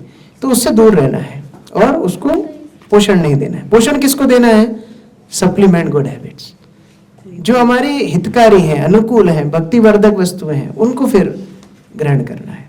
उस तरह जैसे खलबली होगी कि मैं निंदा करूं, है ना, अंदर से पूरा तितलियां उड़ेंगी, फिर उनको रोकना है, उनको बिठाना है, फिर अप्रिशिएशन करना है। तो ये धीरे धीरे आदत में सुधार होगा। ठीक है, अंकित प्रभु लास्ट। हम लोग इतना सुनते हैं, सुनते जाते हैं, कुछ दिन क्लास रहती है तो कुछ रिमाइंड रहता है, फिर कुछ टाइम के बाद वो चीजें वैसी वैनिश हो जाती है, मतलब प्रैक्टिकल लाइफ में इम्प्लीमेंट नहीं हो पाती पूरी तरह से। इसीलिए हम घर में नहीं रहे, हम मंदिर में रह रहे हैं, क्योंकि जब तक आप संसारी लोगों का संग करोगे तब तक अच्छे विचार आपके मन में नहीं आएंगे। तो इसलिए कम से कम 1 घंटा तो आपके अंदर अच्छे विचार आए। अभी धीरे धीरे ये संग और पोषित होगा, धीरे धीरे चेतना और शुद्ध होगी। आपको समझ में नहीं आ रहा है लेकिन वो शुद्ध हो रहा है, हृदय शुद्ध हो रहा है। एक कहानी है, एक कोयले की टोकरी थी, गुरु के पास शिष्य जाता है, बोले गुरु जी मेरा कुछ नहीं हो रहा परिवर्तन। बोला ये टोकरी में पानी लेके आओ।